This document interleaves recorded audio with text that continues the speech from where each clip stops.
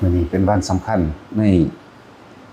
พุทธศาสนาหรือสำคัญของโลกเลยแหละเพราะว่าเป็นที่บุคคลที่นำความรู้หรือดวงตาของโลกเสียออกจากคันพระมารดาในวันนี้เรียกว่าวันประสูติวันประสูติวันตรัสรู้แล้วก็วันปรินิพพานวันที่ดวงตาของโลกถูกเปิดเผยสว่างกระจ่างแจ้งสู่โลกความมืดมิดของหมู่สัตว์ทั้งหลายที่เวียนว่ายตายเกิดหาที่สุดที่ประมาณเมื่อใดเรียกว่าวันวิสาขปุณณมีบ่ได้แปลแค่ว่าเฮาสิมาเวียนเทียนบ่ได้แปลว่าเฮาจะต้องมาระลึกถึงคุณจักหน่อยมาไหว้พระสวดมนต์ทำวัดแค่นั้นเด้มันลึกยิ่งกว่านั้นความสำคัญของเพิ่นวันจุติกิจ15ค่ำเดือน7ไล่ย้อนหลังขึ้นมาแต่ว่าวันออกจากพระครรภ์ของมารดาเอื่นว่าวันประสูติวันประสูติ จุติจิตนั่นดวงจิตดวงนั้นอันเต็มภูมิแล้วถึงภูมิของพระพุทธเจ้าของโพธิสัตว์หรือโพธิปักขิยธรรม37เต็มแล้วสัพพัญญุตญาณเต็มแล้วอยู่ในหันแล้วเลยจุติจิตเข้าสู่พระครรภ์ของมารดาคือ15ค่ำเดือน7ซึ่งเป็นเดือนหน้าเข้าใจบ่นี่เป็นเดือนหน้าแต่ว่าเพิ่นบ่ได้อยู่ในท้องคือพวกเฮาคนธรรมดาจากตุจิตเข้าไปแล้วบวกกันเข้าแล้วอยู่ในจากตุจิตตามธรรมดาแล้วคนเกิดนี่1เดือน15วันนี่เป็นธาตุวัตถุประกอบกันเข้าหัว1แขน2ขา2ทรงหัวใจเกิดขึ้นสมควรเหมาะควรแล้วกับการที่จุติจิตลงเข้าสู่คันทัพโพธรหมายถึงเข้าสู่คันพระมารดา15ค่ำเดือน7อยู่ในท้องแม่มา10เดือนบัดนี้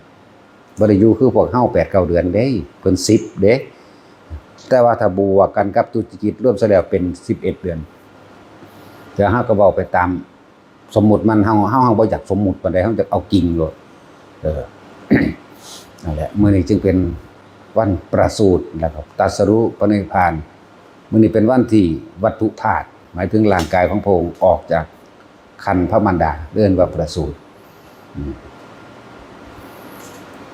ซึ่งในความหมายคือวิสานี่วิมาจากคำว่าวิปัสสนาความจริงของโลกความจริงของสังขารความจริงของทุกสิ่งทุกอย่างสิได้เปิดเผยในวันนี้เรียกว่าวิสาขะหรือวิสังขารหรือวันที่โลกที่หยุดการเวียนว่ายตายเกิดได้แต่ผู้ใดนำปฏิบัติปุณณะแปลว่าบุญบารมีของบุคคลผู้เต็มแล้วบุคคลผู้มีบุญที่เต็มเปี่ยมไปด้วยบุญบารมีจะมาทำโลกนี้ให้แจ้งจะมาเปิดเผยความลับหรืออวิชชาที่สัตว์ทั้งหลายเวียนว่ายตายเกิดไม่รู้ประมาณถึงเอิ้นว่าวิสาขบุญณมีเด้อมันมีความหมายลึกซึ้งกว่านั้นเด้อก็ที่ว่าเป็นวันสำคัญของโลกพากันไปไหว้พระสวดมนต์เวียนเทียนเด้อที่จริงมันลึกล้ำยิ่งกว่านั้นเด้อนี่แหละจังว่าวิก็มาจากคำว่าวิปัสสนาแปลว่าความจริงของโลกสังขารก็คือคนทั้งหลายที่มันหลงไหลไปในความคิดปรุงแต่งสังขารทั้งสังขารนอกสังขารในสังขารนอกคือวัตถุธาตุที่พวกเฮาปรุงแต่งอันเป็นรูปสังขาร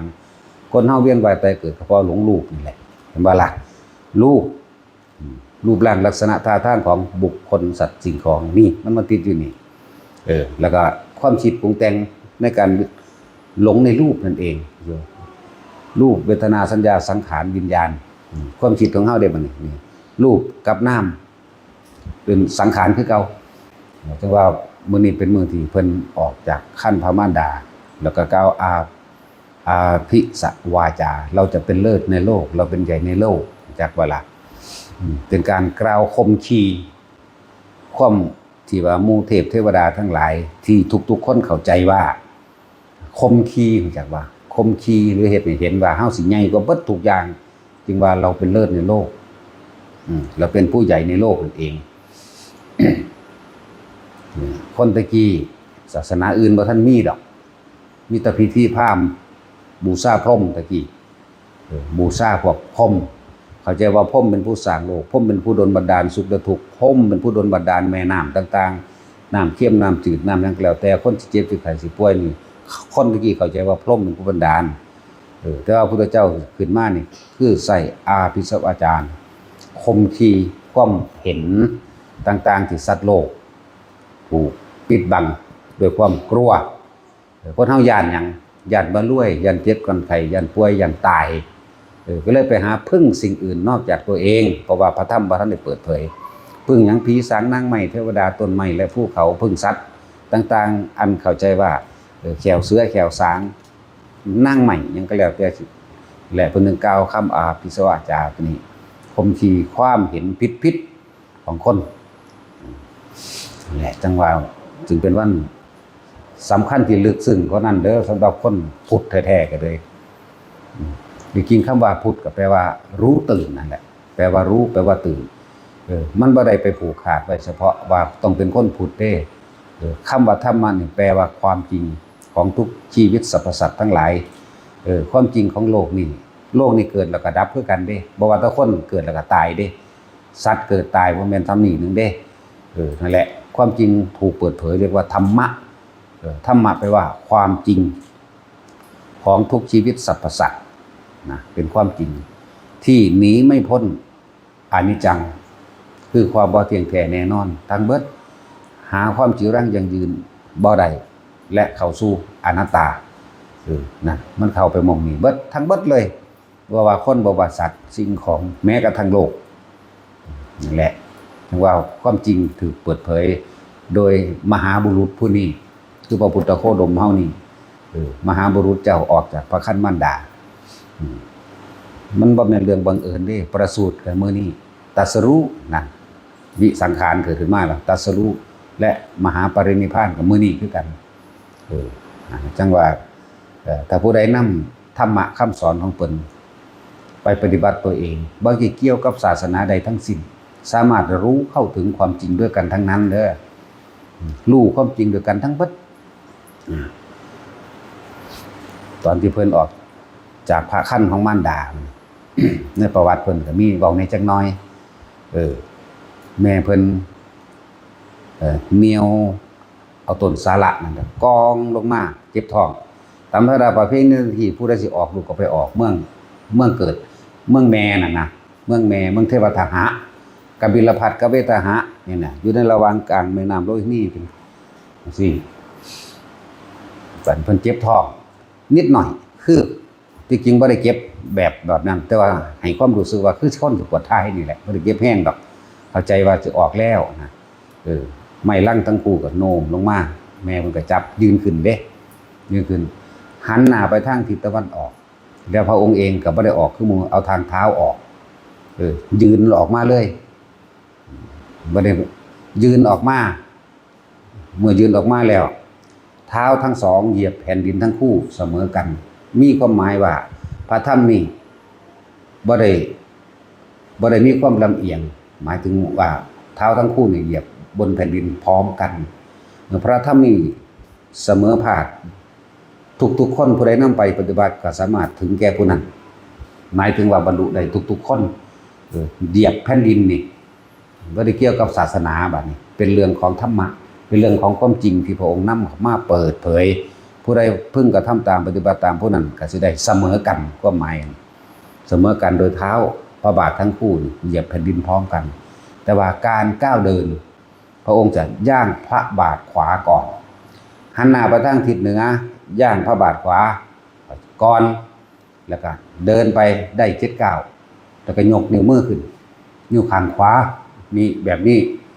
เราจะเป็นเลิศในโลกเราเป็นผู้ใหญ่ในโลกนะแหละชาตินี้จะเป็นชาติสุดท้ายของเราวัดนี้ไม่มีภพเอกนะและกล่าวคำนั้นตอนที่ย่างไปนั่นพระพรหมเป็นผู้หลับก่อนเทวดาเป็นผู้ประคองตลอดทั้งของทิพย์หลังจากกล่าวคำอาภิสวาจาแล้วหมู่มนุษย์หมายถึงสนมนางเลี้ยงทั้งหลายนี่จังไปประคองบ่มีดอกบัวดอกตามเพิ่นเว้านั่นหมายถึงเพิ่นพระพุทธเจ้าเว้าเองนั่นบ่มีดอกบัวดอกบัวนี่หมายถึงว่าบุคคลทั้งหลายพึงบูชาเราหรือเดินตามธรรมเรา ก็เลยเขาก็เลยวาดดอกบัวใส่ที่หลังเด้อนั่นแหละ หมายถึงว่าบุคคลที่เดินตาม79เฮาก็ตีความหมายให้ว่าเป็นโพธิ์ทรง7นั่นแหละองค์แห่งการตรัสรู้เด้อองค์แห่งการตรัสรู้เดินไป79แล้วก็ก้าวขวากับไปกึกสุดท้ายก้าวซ้ายก็มาแนบด้วยกันเสมอกันคือกัน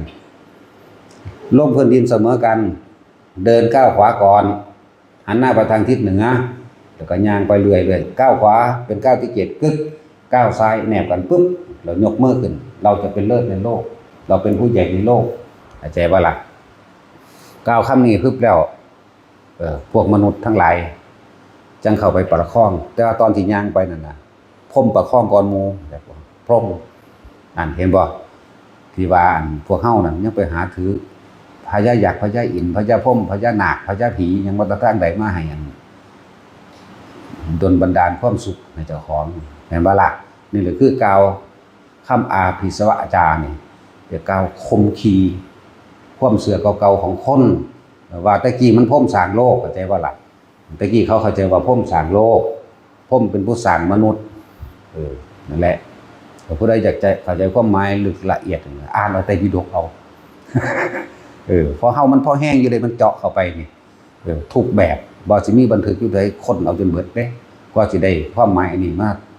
ให้มาบอกให้ทุกคนฟังง่ายๆนั่นแหละหลังจาก79คำนี้แล้วปึ๊บพวกนางสนมแม่เลี้ยงนางนมทั้งหลายก็ประคองเอาจังเอาเขามาใส่กระดงห่อด้วยผ้าขาวนี่คือความสำคัญในการประสูติส่วนการตรัสรู้โดยรู้แจ้งแตกฉานในอนิจจังอนัตตาของโลกนี้เป็นของบ่เที่ยงแท้แน่นอนเป็นของบ่จีรังยั่งยืนว่าบุคคลสัตว์สิ่งของดินฟ้าอากาศทุกสิ่งทุกอย่างเกิดขึ้นมาหาความจีรังยั่งยืนบ่ได้ล้วนแล้วแต่เข้าสู่ความแตกดับทั้งนั้นเมื่อรู้แจ้งแตกฉานในอนิจจังอนัตตาแล้วการรู้แจ้งแตกฉานในเหตุและปัจจัยทั้งหลายอันเป็นเครื่องเวียนว่ายแต่เกิดของหมู่สรรพสัตว์เรียกว่าปฏิจจสมุปบาทธรรมปฏิจจสมุปบาทสัตว์ทั้งหลายคิดแบบนี้เกิดแบบนี้สัตว์ทั้งหลายคิดแบบนี้หาวิธีดับทุกข์แบบนี้และหยุดดับทุกข์แบบนี้จึงว่าปฏิจจสมุปบาทสายดับแล้วสายเกิดสายเกิดและสายดับนี่ปึ๊บต่อมาก็ตรัสรู้อริยสัจ4มาเลยก็เลยหาวิธีเฮ็ดจังใดนอคนจังสิเข้าใจปฏิจจสมุปบาทได้เลยเอาอริยสัจ4นี่มาแสดงทุกข์เพิ่นสิเว้าเรื่องทุกข์ก่อนคนเฮาถ้าบ่เห็นทุกข์นี่มันสิบ่ฟังเข้าใจฟังบ่เข้าใจผู้ใดเห็นทุกข์ผู้นั้นจึงเห็นธรรมก็แม่นความเพิ่นเบิดเพิ่นสอนมากที่สุดทุกข์กับหนทางดับทุกข์เข้าใจบ่ล่ะเพิ่นสอนมากที่สุดคือทุกข์กับหนทางดับทุกข์เด้อแล้วก็ที่เพิ่นเว้าถึงมากที่สุดอันนี้ที่เพิ่นแสดงมากที่สุดเรื่องกายกับใจเรื่องรูปกับนามเนี่ยมากที่สุดว่าว่าลีเนี่ยก็ว่าขันธ์5เฮาก็บ่เข้าใจอีกเนาะบางคนเข้าใจว่าขันธ์5ดอกไม้หักคู่เด้แม่นเด้อรูปหมายถึงร่างกายเวทนาหมายถึงความรู้สึกสัญญาหมายถึงความจำต่างๆนานาสารพัดสังขารคือความคิดวิญญาณคือความรู้สึกรับรู้เอาความรู้สึกพอใจมั่งไม่พอใจมั่งมาร่วมกันไว้เรียกว่ากายกับใจทุกอย่างเนื่องจากกายใจก็คือความรู้สึกร่วมให้โลดพอใจก็บ่พอใจพวกเจ้ายังเกิดนี่นะแต่ว่าวิธีเพิ่นแสดงเพิ่นเลยเอาอริยสัจ4ทุกข์และก็สาเหตุแห่งความทุกข์ทั้งหลายที่เป็นไว้แต่เกิดแล้วสิทุกข์ดับไปกับเพราะว่าหยุดคิดทุกข์ดับไปนิโรธแล้วก็ว่าหนทางใดเป็นหนทางที่ดับทุกข์ได้เพิ่นเลยว่ามรรคมีองค์8สัมมาทิฏฐิมีความเห็นถูกต้องตามความเป็นจริงโดยธรรมชาติเข้าใจบ่นี่เฮาบ่ได้แปลคือหมู่เด้อมีความเห็นถูกต้องโดยธรรมจังซี่มันก็ได้แปลไปอีกอยู่ก็แล้วมีความเห็นสิ่งทั้งหลายทั้งปวงตามความเป็นจริงโดยธรรมชาติซะเห็นว่าสิ่งใดเกิดกับสิ่งนั้นก็ดับนี่ก็เห็นตามจริงแล้วเห็นตามจริงว่าสัตว์โลกเป็นไปตามกรรมกระทำสิ่งใดย่อมได้สิ่งนั้นเห็นตัวนี้บ่ได้มี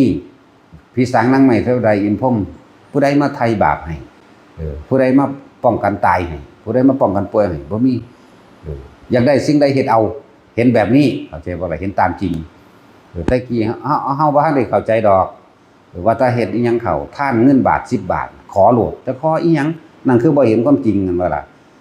แลกของทำบุญแลกของแลกความร่ำรวยแลกความบ่เจ็บบ่ปวดบ่ป่วยแลกยศถาบรรดาศักดิ์แลกเป็นเจ้านายแลกเงินเดือนหลายๆแลกบริวารเยอะ5 บาท10 บาทแลกโลดนี่คือบ่เป็นจริงบ่ได้เห็นตามความเป็นจริงเห็นตามความเป็นจริงคือเฮาเฮ็ดอันใดก็สร้างเฮาก็ได้อันนั้นแหละเป็นแบบนี้แล้วเพิ่นจึงกล่าวคำนี้ไว้ว่าเฮาเป็นผู้เลิศในโลกเฮาเป็นใหญ่ในโลกก็คำของเพิ่นเป็นคำจริงแบบนี้เด้อ บ่ได้เป็นไปตามว่าการขอร้องอ้อนวอนจากหมู่พระเจ้าอินพรหมทั้งหลายสิได้ไปตามที่เจ้าของขอเป็นไปบ่ได้เนี่ยเฮาเห็นอริยสัจก็เห็นแบบนี้อริยะคำเว้าของผู้บ่เบียดเบียนอริยะแปลว่าผู้ไม่เบียดเบียนสัจคือความจริงของผู้ไม่เบียดเบียนเพิ่นเป็นตัวอย่างได้แล้วเด้เพิ่นจึงนำความจริงตัวนี้มาเว้าให้พวกเฮาฟังได้เพิ่นบ่เบียดเบียนเพราะว่าเพิ่นได้เพิ่นฮู้แล้วว่าความอยากได้คือตัณหาอุปาทานมันเฮ็ดให้ฆ่าก็ได้ลักก็ได้ปล้นจี้ข่มขืนกินเหล้าเมายาฉีดตัวหลอกต้มได้เบิดนั่นเพิ่นเห็นตัวนี้แล้วและเพิ่นจังว่าสาเหตุทั้งหลายเพราะว่าความอยากได้อยากดีอยากมีอยากเป็นตัณหาและอุปาทานตัวนี้เป็นแบบนี้คนถึงไปหาลักไปปล้นไปจี้ไปฆ่าบังคับข่มขืนข่มเหงหลายอย่างล้วนแล้วตั้งแต่เฮ็ดให้สัตว์ทั้งหลายเวียนว่ายตายเกิดเนี่ยพอมีอวิชชาเป็นปัจจัยเพราะว่าความบ่รู้นี่เองกล้าก็เพราะความไม่รู้กลัวก็เพราะความไม่รู้ถึงว่าอวิชชาเป็นปัจจัยมันเกิดสังขารความไม่รู้เป็นเหตุให้การคิดเป็นเหตุให้การเห็นไปตามอารมณ์ของเจ้าของเองนั่นแหละเข้าสู่อารมณ์ความรู้สึกของอวิชชาเป็นปัจจัยมันเกิดสังขารเป็นปัจจัยมันเกิดวิญญาณคือรับรู้ความรู้สึกความพอใจแล้วพอใจนั่นแหละวิญญาณจึงเป็นปัจจัยมันเกิดนามรูปพอจิตมันมีที่ตั้งคือความจำของเฮาเองกูอยากได้แบบนี้กูจะเป็นแบบนี้ก็เลยไปตั้งความคิดไว้หั่นสั่น นามรูปเป็นปัจจัยมันเกิดอายตนะเกิดแล้วได้บัดนี้มีตามีหูจมูกมีลิ้นมีกายใจอายตนะเป็นปัจจัยมันเกิดผัสสะเห็นนั่นเห็นนี่กับฮักมั่งสั่งมั่งน้ำการเห็นนี่ดีกันได้ยินนั่นแหละปัจจัยเป็นปัจจัยมันเกิดเวทนาพอใจกับบ่พอใจส่วนอุเบกขาเวทนาบ่ค่อยมีผู้ใดหามปานใดเวทนาเลยเป็นปัจจัยมันเกิดตัณหาคือความอยากเมื่อความอยากมันจึงแบ่งไปตามกรรมเด้บัดนี้เป็นกรรมตัณหาภวตัณหาวิภวตัณหาก็ว่าไปเป็นจังซั่นความอยากเป็นปัจจัยมาเกิดอุปาทานความยึดเด้บัดความยึดอุปาทานถ้าเฮาอยากแล้วสังเกตแต่ของโดดเรื่องไผก็ดีเวลาเฮาอยากได้นั่นเป็นนี่เฮาสิเอาความเห็นของเจ้าของออกมาแสดงมาเว้าให้หมู่ฟังแล้วก็หาเหตุผลของเจ้าของบ่ให้หมู่คอยตามยินดีนำหรือเชื่อเจ้าของเองจึงเรียกว่าทิฏฐุปาทานเสรพัตตุปาทานจากการได้ยินได้ฟังได้รู้ได้เห็นมากกามุปาทานตามความพอใจตัวเองที่ตัวเองพอใจเห็นบ่อัตตวาทุปาทานดิความรู้สึกลึกๆที่เป็นตัวตนแท้ๆแก่นแท้ที่แสดงออกมาโดยปากนั่นแหละทิฏฐุปาทานเสรพัตตุปาทานกามุปาทานอัตตวาทุปาทานแล้วอุปาทาน4ก็เลยคนมันตายอยู่นำหม้องนี้ครับว่าล่ะเที่ยวเวียนว่ายตายเกิดตายนำหม้องนี้แหละอุปาทานคือความยึดมั่นถือมั่นในอารมณ์ความรู้สึกที่ยินดีพอใจเพิ่นสิว่าราคะความยินดีพอใจในรูปในรสในกลิ่นในเสียงในสัมผัสอารมณ์แห่งความรู้สึกที่ตัวเองพอใจนี่แหละจึงเวียนว่ายแต่เฮาบ่รู้เท่าทันความพอใจความยินดีความพอใจในรูปในรสในกลิ่นในเสียงตัวนี้บ่มีทางนะก็วิญญาณไปตายเกิดหาบ่นหากี้หาขาหาลักหาตัวหลอกต้มอกหักพิบันก็กินเหล้าแม่ขาผู้อื่นแน่ก็มีเด้หลายอย่างนั่นแหละค่อยๆศึกษาไปอุปทานจึงเป็นปัจจัยเบิ่งเกิดเพราะความคิดของเฮานี่ในความรู้สึกนั่นแหละความคิดก็เกิดจิตมีที่ตั้งอยากได้ดีมีเป็นในรูปรสกลิ่นเสียงแล้วภพก็คือกรรมภพรูปภพอรูปภพเนี่ยภพทั้ง3นี่ภพจึงเป็นปัจจัยมาเกิดชาติเมื่อมันมีภพแล้วมันมีชาติเป็นตัวชาติแปลว่าเกิดขึ้นเกิดนั่นแหละชาติแต่มันเกิดแล้วมันก็ชรามรณะไปนำกันคือเก่านี่เห็นบ่ล่ะขึ้นชื่อว่าความเกิดกับความตายก็ติดตามดังเงาคือเก่าการเกิดก็คือการเริ่มตายการพบก็คือการเริ่มจากทุกสิ่งทุกอย่างในโลกนี่เป็นอนิจจังเป็นทุกข์เป็นอนัตตาถ้าผู้ใดบ่ยึดดึงคำว่าทุกข์ก็ซากฟาดทิ่มได้เลยแปลว่าอะไรยึดนะมื้อนี้ก็เป็นมื้อสำคัญอีกนึงคือหมู่ ถ้าสิเว้าเรื่องลึกลับไปแน่นั่นแหละตอนที่เพิ่นออกมาหน้าต่างก็เปิดเองล่มหน้าต่างก็เปิดเอง หมายความว่าดวงตาของโลกเปิดขึ้นหรือว่าคนสิได้ยินฟังธรรมคนหูหนวกก็หูดีคนตาบอดก็ตาดีเมื่อเปรียบสิขาปัญญาอ่อนก็ดีมันสิมีอยู่2มื้อวันจุติจิตอย่างหนึ่งคือ15ค่ำเดือน7แล้ววัน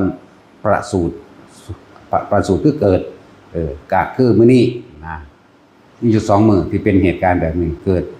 32อย่างในเหตุการณ์นั่นแหละมันเว้าบ่เบิดดอกก็เว้ายาวๆเนาะแล้วก็นรกทุกสั่นนรกทุกหลุมเลยเขาบ่ทำงานมันจักว่าล่ะเนี่ยญาติผู้ใดก็สร้างเป็นพ่อเป็นแม่เป็นหยังไผก็สร้างมารอท่ารับส่วนบุญที่พวกเขาจะต้องอุทิศใจบ่ล่ะนั่นแหละมื้อนี้สิเป็นมื้อที่ญาติทั้งหลายมารอรับเพราะว่านั่นแหละนรกมันหยุดเด้เปรตเดี๋ยวนี้ก็บ่หิวเด้เป็นซื่อๆอยู่แต่ถ้าคนมื้อนี้ถ้าบ่ได้ส่วนบุญจากญาติผู้ใดผู้หนึ่งไปก็กลับไปหิวอีกคือเก่าเห็นว่าเป็นจังซั่นนี่แหละจังว่ามันมีบ่กี่มื้อดอกที่พวกเฮาสามารถทำบุญอุทิศโดยของบ่ต้องมาก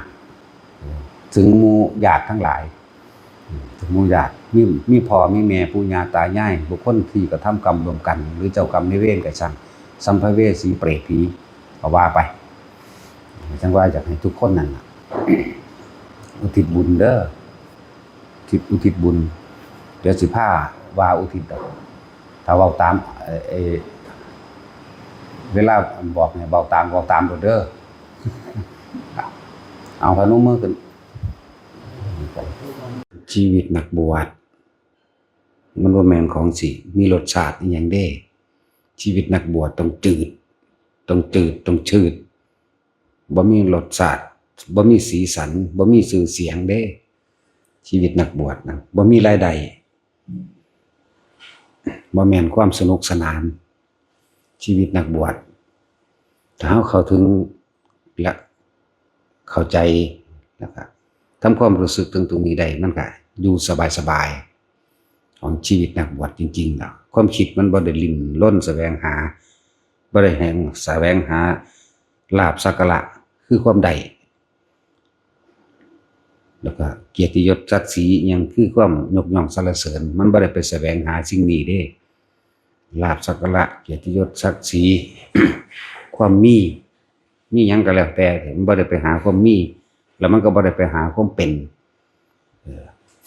ถึงว่าชีวิตนักบวชมันบ่ได้มีสีสันอีหยังดอกเรียบๆง่ายๆบ่สนุกสนานแต่มีความรื่นเริงบันเทิงอยู่ในใจของเจ้าของเองมีจิตที่ว่าเบิกบานหรือปราโมทย์เบิกบานสงบเรียบอยู่ในใจนั่นแหละบ่แม่นว่าสิมีสีสันดีๆดาๆอีหยังเด้ชีวิตนักบวชตั้งแต่เฮาประสบการณ์ชีวิตที่ผ่านมาตั้งแต่เป็นเณรมา5-6 ปีพุ่นล่ะโดยการผ่านพ่อแม่ครูอาจารย์แต่ละองค์ตะกี้บ่ได้รู้จักเพิ่นดอกว่าเพิ่นเป็นไผค่อยๆเรียบเรียงในชีวิตมานั่นแหละบางองค์เพิ่นก็เป็นพระที่มีชื่อเสียงโด่งดังเฮาก็บ่พยายามที่จะชื่อเพิ่นบ่อยากให้เพิ่นมาแปดเปื้อนคือขี้กับเฮาเข้าใจว่าล่ะคือเขาถามว่าเคยอยู่หันบ่เคยอยู่นี่บ่รู้จักคนนั้นคนนี้บ่ความจริงเฮาก็รู้จักเพิ่นอยู่แต่ว่าเฮาบ่ปากเพิ่นบ่ชื่อเพิ่นมาแปดเปื้อนเฮาเพิ่นเป็นผู้บริสุทธิ์ก็ตอบคำถามอันนึงว่ารู้จักผู้นั้นเคยอยู่วัดนั้นวัดนี้บ่เคยอยู่ที่พวกเจ้าสงสัยมาแม่นเบิดนั่นแหละแต่ว่ามันเป็นเณรแล้วมันก็ดื้อมันบ่ฟังความเพิ่นตัวมันจังสึกจักว่าล่ะเพิ่นสอนอันนึงเฮ็ดอย่างนึงเพิ่นสอนอันนึงเฮ็ดอย่างนึงแต่ว่าก็บ่มันความเสียหายกับผู้อื่นดอกเพิ่นสอนให้แบบนี้แต่ว่าเฮาคันไปเล่นทางนั้นเรียกว่าฤทธิ์เดชนั่นแหละเฮายังต้องการรู้นั่นต้องการรู้นี่อยู่บางองค์เพิ่นก็ชื่อเสียงเพิ่นก็โด่งดังมากแต่ว่าเฮาบ่กล้าชื่อเพิ่นเฮายกไว้ เหนือสุดยอดแต่ละองค์แต่ละองค์หลายองค์อยู่ดอกก็เป็นเน้นมากก็ดีคือเขาถามก็เลยต้องตอบให้แน่ตอบให้แล้วหลายองค์อยู่หลายองค์อยู่ดอกก็เขาเป็นเน้นตะกี้เพิ่นบ่ได้มีชื่อเสียงแบบนี้เพิ่นเอิ้นแต่เฮาจัวน้อยมั่งเพิ่นเอิ้นเฮาจัวมั่งบักฮามั่งแล้วแต่เพิ่นสิเอิ้นดอก เวลาเพิ่นให้ทำกรรมฐานแบบนี้เฮาก็ไปฝึกอีกแบบนึงจังซี่นะเนี่ยหลายอย่างชีวิตที่ผ่านมาเคยอยู่ทางภาคเหนือบ่เคยภาคกลางบ่เคยภาคใต้บ่เคยไปเบิดซุหม้องถ้าเป็นเน้นน้อยก็ดีพระองค์นั้นก็บ่รู้จักว่าเพิ่นเป็นไผดอกตะกี้มาฮู้ภายหลังเอาจะมาคิดเห็นคุณค่าของเพิ่นตอนนี้ก็เรื่อยๆนั่นแหละคิดเห็นคุณค่าที่เพิ่นฝึกเพิ่นสอนเพิ่นพาไปตามป่าตามดงตามหลายๆหม่องแปลกๆความแปลกประหลาดหลายๆอย่างนั่นแหละเฮาจึงคอยเรียบเรียงตัวเองให้ใช้ชีวิตแบบมีลูกมีเมียกันใส่มาแล้วเห็นความเห็นแก่ตัวของคนอื่นพร้อมของเจ้าของพร้อมเห็นแก่ความจากมีหน้ามีตาจากมีชื่อเสียงของตัวเองพร้อมของคนอื่นพร้อมเห็นการแย่งชิงในการทำมาหากินเอาเปรียบทำลายซึ่งกันและกันโยนความผิดซึ่งกันและกันเห็นของคนอื่นพร้อมเห็นของตนพร้อมและจังหวะเรียงมาเรื่อยๆของตนก็มีของเขาก็มีนั่นแหละคือว่าแหละใส่ชีวิตมาเรื่อยๆพวกเฮ็ดให้อ้อยแต่ละมือแต่ละเว้นคิดตั้งแต่เรื่องปรับปรุงอ้อยสิงามสิหวานสิใหญ่สิใส่ยาฆ่าหญ้าแบบนั้นแบบนี้สิจ้างคนตัดแบบนั้นแบบนี้มีแต่คิดเรื่องใดมีแต่คิดเรื่องบ่พอซะที่จริงคนเฮามันพอมากถ้าเข้าใจชีวิต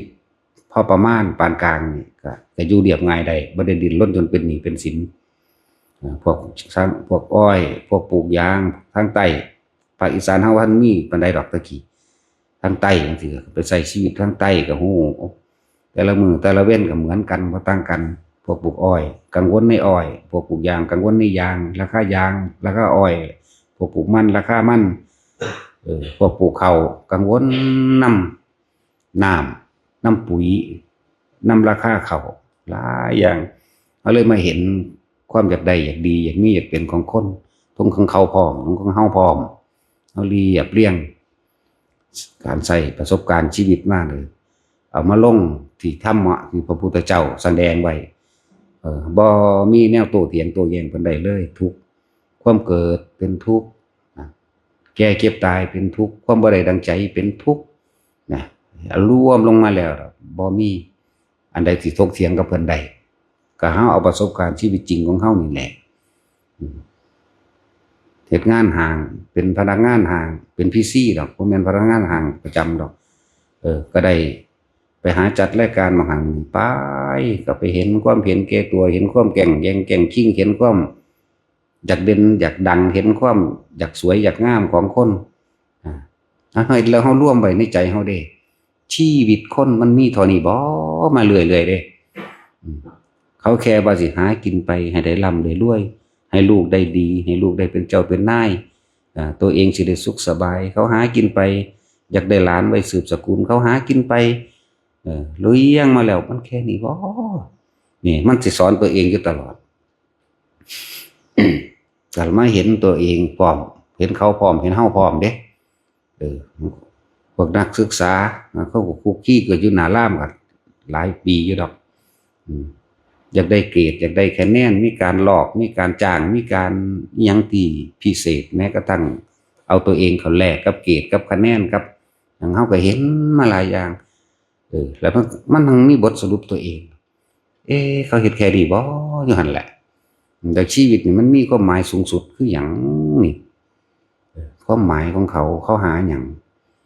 คนเฮามันหาอยู่หากินนี่บ่ไปแต่ละห่างพอผู้คนก็บ่ต่างกันตัณหาและอุปทานของแต่ละคนที่มันเอาออกมาเว้าซึ่งกันและกัน หาความสงบบ่มีเลย หาสิ่งที่ว่าเป็นบุญเป็นกุศลบ่มีเลยนั่นแหละทุกทางจัดการอยู่นาราธิวาสไปสุกมองอะไรจังหวัดตรังจะกระบี่ยังไปเบิดนั่นแหละขึ้นภาคเหนือขึ้นอยู่ภาคกลางมั่งภาคกลางก็หลายอยู่แล้วเบิ่งเล่นดนตรีก็เล่นต่างคนก็ต่างแต่งเพลงต่างอยากแสดงนั่นนี่เพื่อให้เกิดชื่อเสียงเพื่อเกิดคนนิยมชมชอบให้ได้มาซึ่งชื่อเสียงและเงินทองมันสิเป็นจิตสำนึกอันหนึ่งมันสิเป็นตึกเข้ามาในใจเฮาตลอดเด้แค่นี้บ่นะมันสิเป็นแบบนี้มันเป็นมานานนั่นแหละมันเป็นแบบนี้แหละฆ่างัวฆ่าควายก็คือกันน่าสงสารบังคับตีขึ้นรถกระโดดลงหิวไปงัวควายก็ดีพวกค้าขายงัวควายพวกค้าขายไก่ขายหมูทั้งว่าประสบมาเบิดทุกอันทุกอย่างแล้วมันยังมีจิตใจสำนึกอันหนึ่งเขาหาเฮ็ดหยังเขาหาหยังกระดอแท้ทั้งที่เขากับพ่อมีอยู่มีกินอยู่นะมันสิน้อมเข้ามานี่เพราะว่ารู้สึกว่ามันสั่งสมไว้แต่เป็นเน้นแล้วอันแนวมื้อนี้มันสิเป็นเครื่องเทียบตัวเองเทียบเขาเทียบเราเทียบเขาเรื่อยประสบการณ์มากนั่นแหละบางคนก็แย่งผัวแย่งเมียกันบางคนก็แย่งผู้สาวผู้บ่าวกัน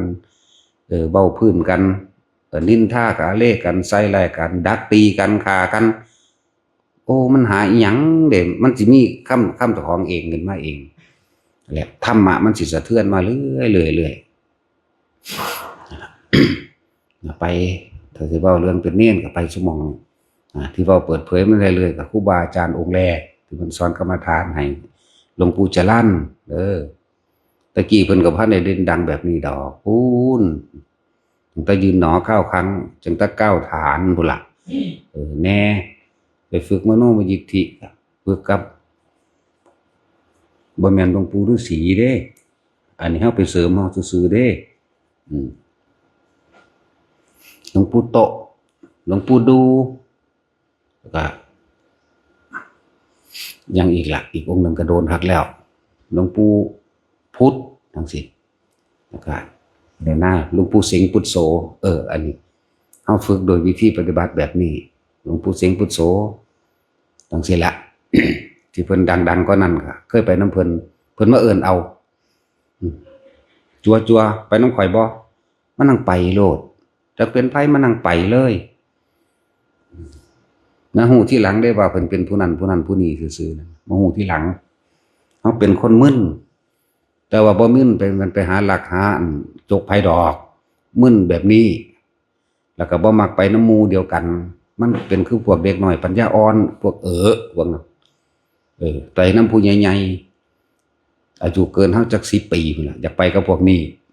นั่นล่ะมันมีความรู้สาระเลือกคบก็บ่แม่นเลือกคบมันเป็นของมันเองบ่ได้กำหนดว่าสิจังซั่นจังซี่หรอกมันเป็นของมันเองนั่นแหละรวบรวมชีวิตมาแล้วหาอยู่หากินซ้ำตาย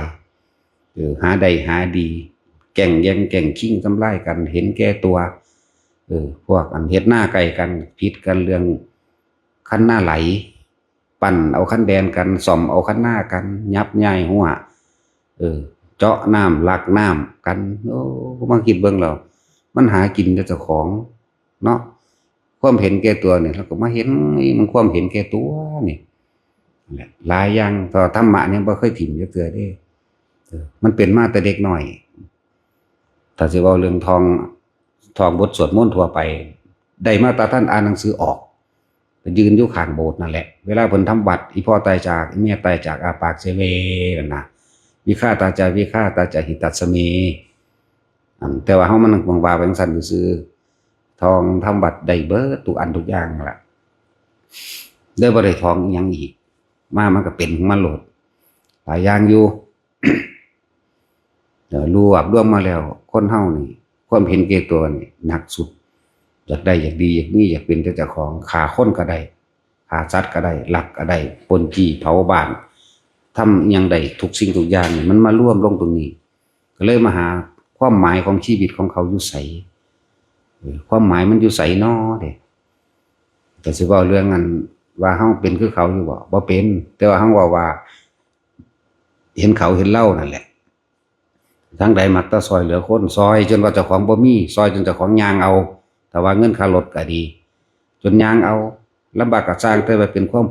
ภูมิใจรู้สึกมันเบิกบานมันได้ซอยคนนั่นแหละจึงบอกทุกคนว่า จงทำตนเป็นที่พึ่งของตนด้วยการได้ช่วยเหลือบุคคลผู้อื่นเถิดการช่วยเหลือบุคคลผู้อื่นทั้งคนและสัตว์นั่นแหละคือการทำที่พึ่งของตนที่ประเสริฐแล้วโดยไม่หวังสิ่งใดตอบแทนมันจึงว่าจงรักษาตนบัดจงรักษาตนด้วยการไม่เข้าไปเบียดเบียนทำร้ายผู้ใดผู้หนึ่งให้เสียชีวิตและทรัพย์สินตลอดทั้งคนและสัตว์ผู้ใดว่างจิตแบบนี้ได้โดยบ่ปรารถนาสิ่งใดเลยช่วยเหลือบุคคลผู้อื่นทั้งคนและสัตว์นะโดยไม่หวังสิ่งใดตอบแทนแล้วก็ไม่ทำร้ายเบียดเบียนผู้อื่นตลอดทั้งคนและสัตว์ให้เสียชีวิตและทรัพย์สินโดยบ่ปรารถนาสิ่งใดเลยนิพพานแม้นไม่อยากได้จักได้มาเองนี่แหละยังจิตให้เป็นกุศลจักว่าบุคคลที่มีจิตที่เป็นกุศลนะบ่มีอกุศลเข้ามาเสียดแทงหรือด่างพร้อยเลยแม้เพียงแค่ขนทรายจามรีบุคคลผู้นั้นเมื่อถึงที่สุดแห่งชีวิตแล้วย่อมเข้าสู่ปรินิพพานเพราะจิตเขาไม่มีความโลภบ่มีความอยากได้อยากดีอยากมีอยากเป็นกับไผแล้วพอเข้าจังว่าบ่จำเป็นที่เฮาต้องว่าอยากได้โสดาอยากได้สกิทาคาอยากได้อนาคาอยากเป็นอรหันต์บ่ต้องอยากเฮ็ดไปแบบนี้แหละเฮ็ดไปแบบนี้บุคคลผู้ใดเฮาเห็นเป็นตาซอยเหลือเฮาก็ซอยไปเลยมาแบบใดก็สร้างได้เฮาตามถนนเห็นหนทางเห็นเขาดำๆม่อมๆแม่มๆบ่มีสิกินเฮาเดให้รวดเด้บ่ได้สนหยังบ่คิดหยังเลยแม่นเฮาเป็นบิณฑบาตอยู่ก็สร้างเฮาก็จับให้รวดจักน้ำจักอาหารจับให้เลยบ่สนบ่เกี่ยวกันกับแนวอื่นเลยมันเป็นแบบนั้นก็เป็นมาสั่นตลอดบ่ว่าทำการทำงานอีหยังนำหมู่นำพวกพวกนี้ก็ตามบ่เคยมีการเบียดเบียนในใจนี่บ่มีจักเม็ดเลยถึงผู้อื่นสิเว้าให้แนวใดก็สร้างมีแต่ว่าเอาชีวิตของเขาอยู่ไสจุดหมายปลายทางชีวิตของเขาอยู่ไสเขาคนเกิดมาในโลกนี่เป็นแบบนี้บ่นั่นแหละแต่จังหวะแต่ละคนเด้อที่เฮามันภิกษุนักบวชคือพวกเขานี่บ่ต้องไปอีหยังมากดอกพยายามหาเครื่องอยู่แห่งตนเองเครื่องอยู่หรือว่าเครื่องอยู่ของความคิดนั่นแหละจะคิดออกท่องหนังสือท่องบทสวดท่องคำสอนพุทธเจ้านั่นแหละมั่งทบทวนความจำมั่งหรืออ่านประวัติพ่อแม่ครูอาจารย์มั่งพระไตรปิฎกมั่งอยู่มันแค่นี้ความคิดมันบ่ออกบ่ไปอยากมีชื่อเสียงบ่อยากไปเด่นไปดังบ่อยากไปเฮ็ดบ่อยากไปร่ำไปรวยบ่อยากมีนั่นมีนี่กับไผนี่ก็ส่งอารมณ์มันเป็นกุศลยังจิตที่เป็นกุศลเฮ็ดไปเดินจงกรมมั่งบัดนี้เดินจับลมหายใจมั่งนั่งจับลมหายใจมั่งที่จื้อจำได้มากที่สุดสิเฮาฝึกหัดพัดมาเอาสิเว้าให้ฟังอยู่แน่จักหน่อยเฮาไปฝึกมาเบิดทุกอันเบิดทุกอย่างกสิณ10อสุภะ10เบิดทุกอย่างนั่นแหละอาหารเรปฏิกูลสัญญารูปฌาน4อรูปฌาน4จนเฮ็ดได้เบิดทุกอย่างแต่ว่ามีอยู่อย่างหนึ่งที่ยอมที่สุดคือหลวงตาบัวหลวงตาบัวนั่นห้องใส่ทั้งที่บ่ได้ค่อยได้เว้ากันเด้อว่าไปอยู่นำนั่นน่ะปีนึงก็บ่เว้าเด้แต่ว่าอยู่นำนั่นแหละห้องใส่อย่าออกจากลมพุ่นมันความจริงมันแม่นความเพิ่นเบิดเด้เฮายอมเด้ไปแล้วพุ่นเบิ่งนั่นเบิ่งนี่เห็นนั่นเห็นนี่ไปสารพัดที่จะไปรู้นั่นรู้นี่อย่าออกจากลมมาอยู่ในโพรงหูดังมึงหั่นอย่าตามลมเน้นอีกเด้อย่าออกจากลมแล้วก็อย่าตามลมปีนึงก็บ่ได้เว้ากันง่ายๆเด้ว่าเป็นหลานเป็นเหลนยังก็ตามอย่าตามลมมันเป็นภาระโอ้ยธรรมดาอย่าตามลมมันเป็นภาระอยู่ในโพรงหูดังมึงหั่นถ้ามึงออกจากมึงนี่พุ่นละมึงก็ไปหาเกิดหาตายทั้งใด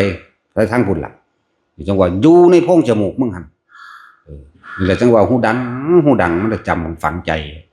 อันอื่นๆก็เฮ็ดได้เบิดนั่นแหละเห็นไปเห็นมาแต่ว่าละอารมณ์บ่เป็นดึงมีแต่อวดตะอ่างว่าเจ้าของมันสวรรค์ก็เห็นนรกก็เห็นอันนั้นก็เห็นนี่ก็เห็นแต่เขาคัดแยกเนี่ยศูนย์ขึ้นโลดนี่แม่นบ่ล่ะพยายามหักล้างเขาด้วยเหตุผลกลไกที่เจ้าของได้ยินได้ฟังมั่งเอาผู้นั้นผู้ดีมาเป็นพยานว่า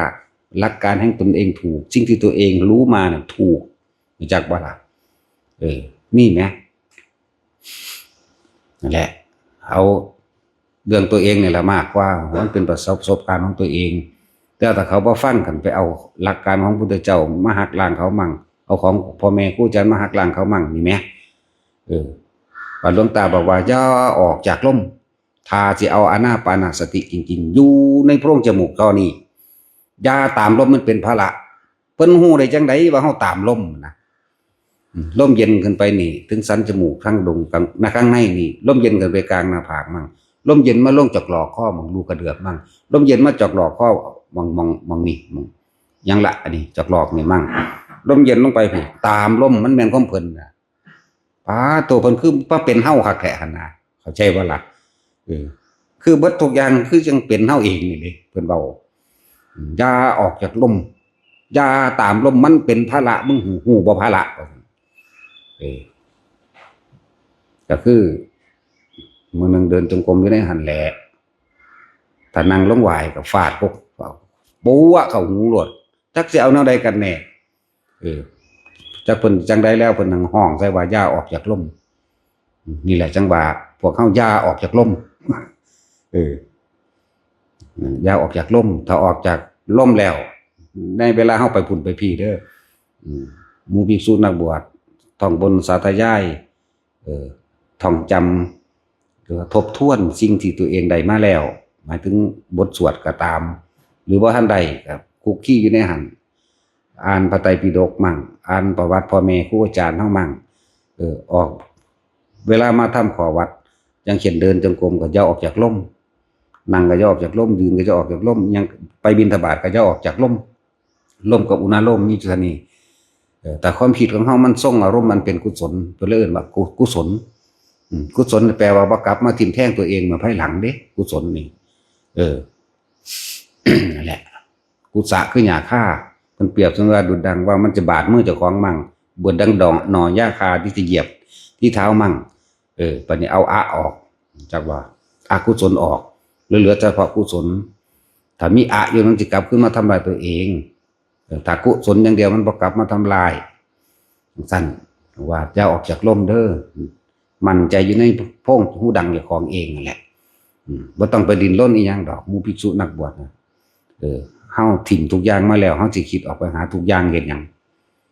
มันบ่ได้มีสีสันจักว่ามันบ่แม่นเรื่องสนุกสนานหรือเรื่องบันเทิงบ่จำเป็นว่าผมภาวนาบ่เห็นนรกบ่เห็นสวรรค์มันบ่ได้เห็นมังหันเด้สวรรค์อยู่ในอกคือความรู้สึกเจ้าของเองนรกอยู่ในใจคือมันคิดปรุงแต่งไปต่างๆนานาสารพัดนี่สวรรค์ในอกนี่นรกในใจ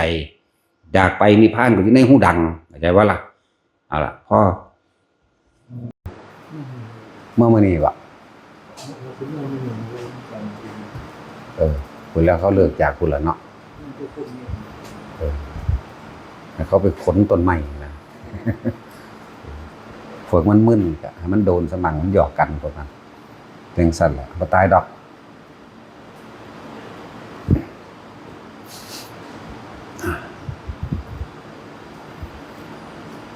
ทุกคนเน้นสติเป็นสำคัญเด้อเน้นสติคือความระลึกนึกได้นึกอยู่กับลมหายใจเฮานี่แหละอย่าหนีออกจากลมเกิดยังขึ้นไปช่างให้อยู่กับลมนั่นแหละคำว่าจิตดวงใหม่เกิดจิตดวงใหม่ดับจังสันจังซี่เพราะว่าเฮามีที่คิดเฮาไปคิดถึงบุคคลสัตว์สิ่งของอดีตต่างๆกับก่ออนาคตได้เฮ็ดจังใดเฮาสิดับอดีตอนาคตบ่ให้วิญญาณเกิดได้วิญญาณคือไปรับรู้ความรู้สึกนั่นแหละคำว่าวิญญาณทำความเข้าใจให้ดีๆเด้อวิญญาณตาหูจมูกลิ้นกายใจรวมลงแล้วคือมีความรู้สึกร่วมในตาในหูจมูกในลิ้นในกายของเฮาเองเอิ้นว่าใจนี่ก็เลยว่าคือความรู้สึกในความพอใจกับไม่พอใจนั่นแหละ นั่นแหละสรุปคำว่าวิญญาณให้ตัวนี้โลดใช้ภาษาเฮาใช้ภาษาเฮาเน้นลมหายใจรู้ลมเข้ารู้ลมออกความคิดมันบ่ได้โอกาสมันหาโอกาสไปบ่ได้เถอะ สตินี่เป็นที่แล่นไปสู่ความดับทุกข์สติเป็นที่แล่นไปสู่ความพ้นทุกข์เอสาวันโตทุกขตักหมายถึงว่าสติตัวเดียวนี่แหละจักทำให้พ้นไปจากทุกข์คือชาติชรามรณะและการเกิดนั้นได้นั่นแหละสติตัวเดียวที่เพิ่นรวมลงมาให้เฮาสติคือการนึกถึงลมเข้านึกถึงลมออกอยู่เฉพาะกับลมเข้าลมออกโลดเป็นหยังคือเน้นลมแท้ก่อนสิตายคนเฮาก่อนสิใจขาดพวกเจ้าสิยุ่งยากกับลมเด้ค่อยตายมาพอแห้งเด้ก็ค่อยสิเน้นเหลือเกินมันสิอึกอยู่นี่เด้ตายครั้งที่1รู้ฟุ้งซ่านคิดถึงการทำมาหากินห่วงผู้นั้นห่วงผู้นี้ห่วง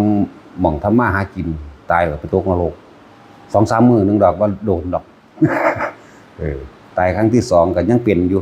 ตายครั้งที่2นี่เป็นค่าน้ำหม่องหายใจบ่เข้าเห็นมั้ยโอ้ยบอกน้องพวกบ่เคยตายรู้จักมันสิมันสิมาตันเข้าหม่องนี้นำเด้พวกเจ้ามันสิมาตันเข้าหม่องนี้วันนี้ตีนก็สิค่อยเย็นเด้ตีนเย็นหัวเย็นแต่ว่ามันคือออกอยู่หม่องหัวใจเด้นี่แต่ก่อนที่มันสิออกจริงๆมันสิมาฆ่าข้อหม่องนี้นี่หม่องนี้กับหม่องนี้หม่องดังเฮานี่หม่องสิหายใจสิว่าเข้ากับหม่องนี้ก็เป็นคือกักนี่ตายครั้งที่2เด้มันยังมาห่วงลงนรกคือเก่าล่ะ ลงนรกคือเก่าเด้ครั้งที่2ครั้งที่3นี่เริ่มจับจุดครั้งที่3เริ่มจับจุดได้บ่กังวลอยู่กับเรื่องใดความคิดของเฮาเพราะว่าเฮามีประสบการณ์แล้วเฮาคิดถึงหม่องทำมาหากินคิดถึงญาตินั้นผู้นั้นผู้นี้บ่มีอยู่มีกินบ่ว่าพ่อบ่ว่าแม่บ่ว่าลูกบ่ว่าเมียบ่ว่าหยังครั้งที่2เป็นจังซี่ตกนรกว่า3มื้อนี่3มื้อครั้งที่2ก็2มื้อมันเป็น3ครั้งในการเป็นแบบนี้แต่ครั้งที่4นี่เป็นอยู่นี่แหละเป็นอยู่นี่ครั้งที่4นี่บ่ได้กังวลใดๆทั้งสิ้นเลยเนียนแน่นิ่งคือมันบ่มีโอกาสจังหวะคือความคิดบ่มีโอกาสจังหวะได้คิดไปเลยเพราะเฮาฝึกแล้วบัดเฮารู้แล้วเฮาฝึกจนว่ามันคล่องความคิดนี่บ่มีโอกาสจังหวะได้ไปหาบุคคลสัตว์สิ่งของบ่ได้เนียนแน่นิ่งกับลมเลยแต่ว่ามันมีตอนนั้นที่ทดลองก็คือให้ใส่ติ่งแตกให้ใส่ติ่งแตกให้มันตายทดลองตายแบบว่าคือเตรียมตัวแล้วก็ตั้งใจเรียกว่าตั้งใจตายแล้วนะแบบเต็มที่แล้วเวลาเฮาเจ็บเทิงเฮาทดสอบโดยกำลังฌานเฮานำเด้เวลามันเจ็บนี่ปึ๊บนี่เข้าฌาน1 2 3บ่แม่นเข้าดอกเรียกว่าทรง1 2 3ปึ๊บแล้วก็เอาความรู้สึกสินิ่มๆเย็นๆแต่ผู้ใดเคยเย็นในระหว่างกระดานหน้าผากคิดออกบ่ผู้ใดฝึกไปแล้วที่มันมีความรู้สึกเย็นปลื้มแช่มชื่นเข้าระหว่างกลางหน้าผากเฮาสามารถเคลื่อนที่ลงมากรบคือลูกประคบเอามากรบหม่องมันเจ็บหม่องนี้ก็เย็นไปน้ำได้บัดนี้นี่ก็ไปได้จักก็ไปรดน้ำต้นไม้เสยเนี่ยไปรดน้ำต้นไม้เสยมองหันมองนี่รดน้ำแต่มันนั่นรู้สึกมันสิคือมันเบิดกำลังของมันคือเบิดกำลังของอันนี้แหละข้างกำลังชาติเนี่ยมันสิคอยเจ็บซีดขึ้นมาอีกของคนคลองแล้วบ่ยากเด้วืดขึ้นมาครับแป๊บนึงก็ดึงกบไว้แต่ว่ารูปร่างกายมันบ่เป็นของเฮามันธรรมดามันสิพังเหมือนธรรมดามันบ่ไหวของมันแต่ว่าความรู้สึกเฮานั่นบ่มีปัญหาเฮาบ่ห่วงมันบ่มีปัญหานั่นแหละ บัดมื้อไปแท้ๆที่เรียกว่าหมูบไหมจักหมูบบ่ หมูบเนี่ยเอากองก้นก็จูดขึ้นจักก็อะไร กองกดผู้จู้คือละโมบเอามือนี่ใส่หน้าผากไว้เพื่อให้เหลือช่องลมหายใจนั่นแหละเป็นแบบนั้นจะเนียนนิ่งแน่เข้ากับลมอย่างเดียวไปละวันนี้รู้สึกตัวทุกอย่างรู้สึกตัวเบิดนั่นแหละตั้งแต่เย็นขาเย็นหัวเย็นนั่นนี่แต่ว่ามีอันนึงออกมาข้างนอกนั่นแหละรู้สึกตัวทุกอย่างบ่กังวลบ่สงสัยแล้วก็บ่มีความห่วงหยังเลยแหมสิว่าไปก็บ่แม่นสิว่าบ่ไปก็บ่แม่นคือมันปล่อยแต่ว่ามันปล่อยมันบ่คิดบ่นึกบ่สงสัยบ่นั่นนะมันก็ออกมานะตอนนั้นมันบ่เป็นออกหัวใจเด้ตอนที่1ที่2ที่3ออกจากออกมื้อนี้เป็นอุบับจังได๋ดอก แต่ว่าตอนจักมันลอยออกยามใดเข้าใจบ่เพราะว่ามันบ่สนใจหยังแล้วมันบ่สนใจเรียกว่าจักสิเรียงลำดับอีกว่าจังได๋เพราะมันออกไปอยู่เข้าพันแล้วนั่นแหละมันเย็นไปเบิดต่อเด้บัดนี้ก็ฮู้จักเบิดเด้อันยางตายมันจะกรอบมือนี่อยู่จังซี่เต็มมุตาจุ้ยกับอันตาคูนพญศิลป์เราไปเอาน้ำร้อนมาลวกเอาเขาต้มน้ำแล้วก็เอาผ้าซุบน้ำร้อนเขามาถูเอานะเขาก็เห็นเด้เขาเห็นเบิดทุกอย่างเด้นั่นก็เขาเห็นหยังเห็นเบิดนั่นแหละเขาเว้ากันทั้งสั่นทั้งสี่เห็นฮอดเขาไปต้มน้ำพุ่นเด้บ่ได้ไปน้ำแต่ว่าเขาก็เห็นฮอดเขาไปต้มน้ำฟ้าวแล่นอุกลิงข้างหลังบ่จากความสิเฮ็ดปุ๊กๆปักๆพวกนี้จังซั่นแล้วขนาดนั้นแหละนั่นแหละจังว่าสติเป็นที่ระงับเวทนาก็ได้สติเป็นที่แล่นไปแห่งความดับทุกข์ทั้งปวงเลยก็ได้นั่นแหละถึงว่าสำคัญนักสตินี่อย่าออกนอกกายเด้อสตินี่ขอให้ชินอยู่กับลมหายใจให้ชินเลยแล้วมันสิบ่ห่วงหยังลมหายใจบ่เป็นรูปบ่เป็นร่างบ่เป็นตัวบ่เป็นตนหยังดอกมันสิเหลือแค่ความรู้สึกแต่ว่าอันรู้อันก็รู้ต่างหากดอกบอกว่าติรู้นี่ก็สิเป็นรู้เดี๋ยวว่ามันรู้น้อยๆเด้รู้ไปเบิดเด้แปลกอยู่รู้ไปเบิดน่ะเขาเฮ็ดนั่นเฮ็ดนี่ก็รู้ไปเบิด จังว่าเน้นถ้าผู้ใดอยากพ้นจากทุกข์ทั้งปวงพยายามมีสติระลึกรู้อยู่ในลมหายใจอย่างเดียวบ่ต้องไปสงสัยหยังมันทุกคนเรียนรู้มามากแล้วแหละฟังธรรมฟังมามากแล้วแล่นไปหาพระอนันต์อรหันต์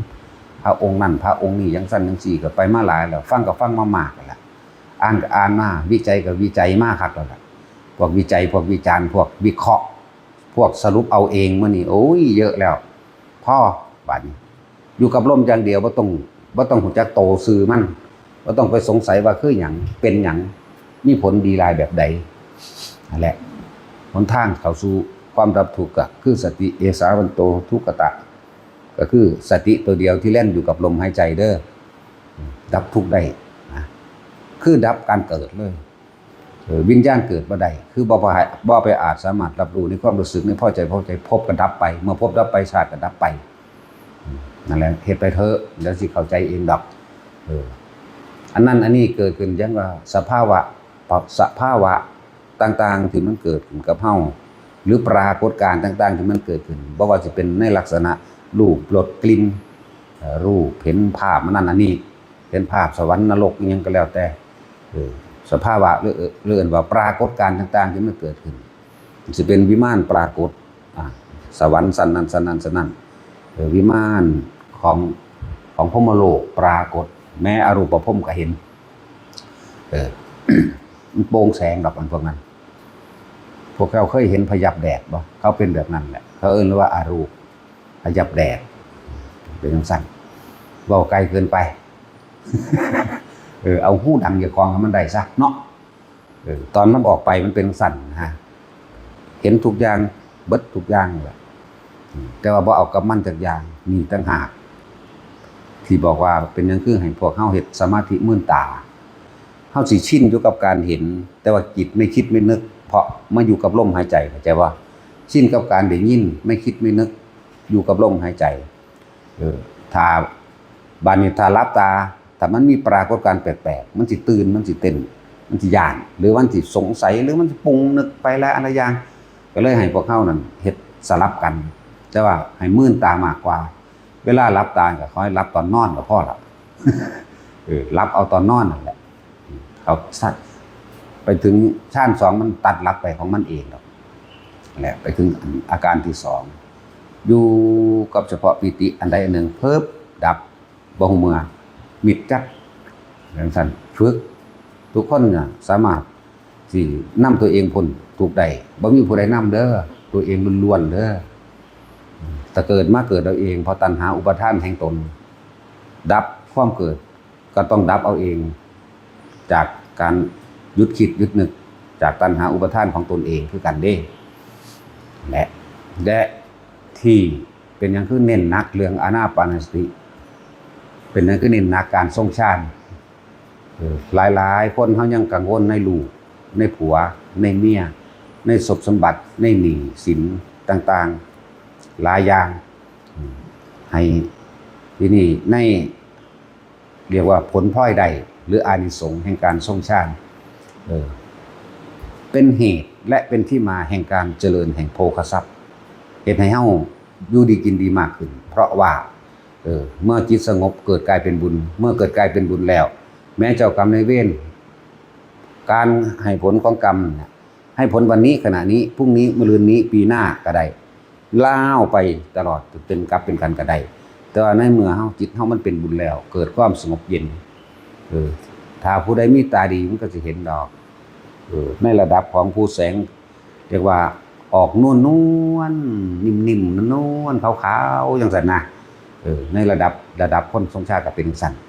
คนยังมีกิเลสอยู่แต่ว่าในขณะนั้นมันระงับหรือว่ามันคมไว้ได้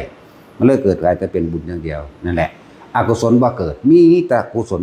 ล้วนๆมันได้เกิดเป็นสั่นเจ้ากรรมนายเวรมาถึงได้ให้ผลแห่งกันแต่ว่าเขาบ่ทำลายเขาได้บุญอีกอย่างหนึ่งผลแห่งสมาบัติอันนี้สิรักษาเฮาเองอยู่ในระหว่างรอบหนึ่งว่านะสำหรับพวกเทพบุตรม่านถ้าอันใดที่มันเป็นทิพย์มันเลยหรือว่าเทพบุตรม่านทิวะบุตรนะพวกนั้นแต่เป็นคนก็คือเอื่นว่าจังสันใดคือกันอยู่ถ้าเป็นคนเฮ็ดใจกันก็ดี แต่ว่าบ่เฮ็ดให้เฮาเป็นอย่างใดถ้าเป็นรถชนกันก็นิดหน่อยถ้าถึงขั้นเสียชีวิตนี่พวกเจ้าสิเสียหายทรัพย์สินอย่างมากสมมุติว่ารถชนกันรถหมุนเอาเหาะแต่ว่าคนไม่เป็นไรเลยนี่คืออานิสงส์หรือว่าผลพลอยใดเด้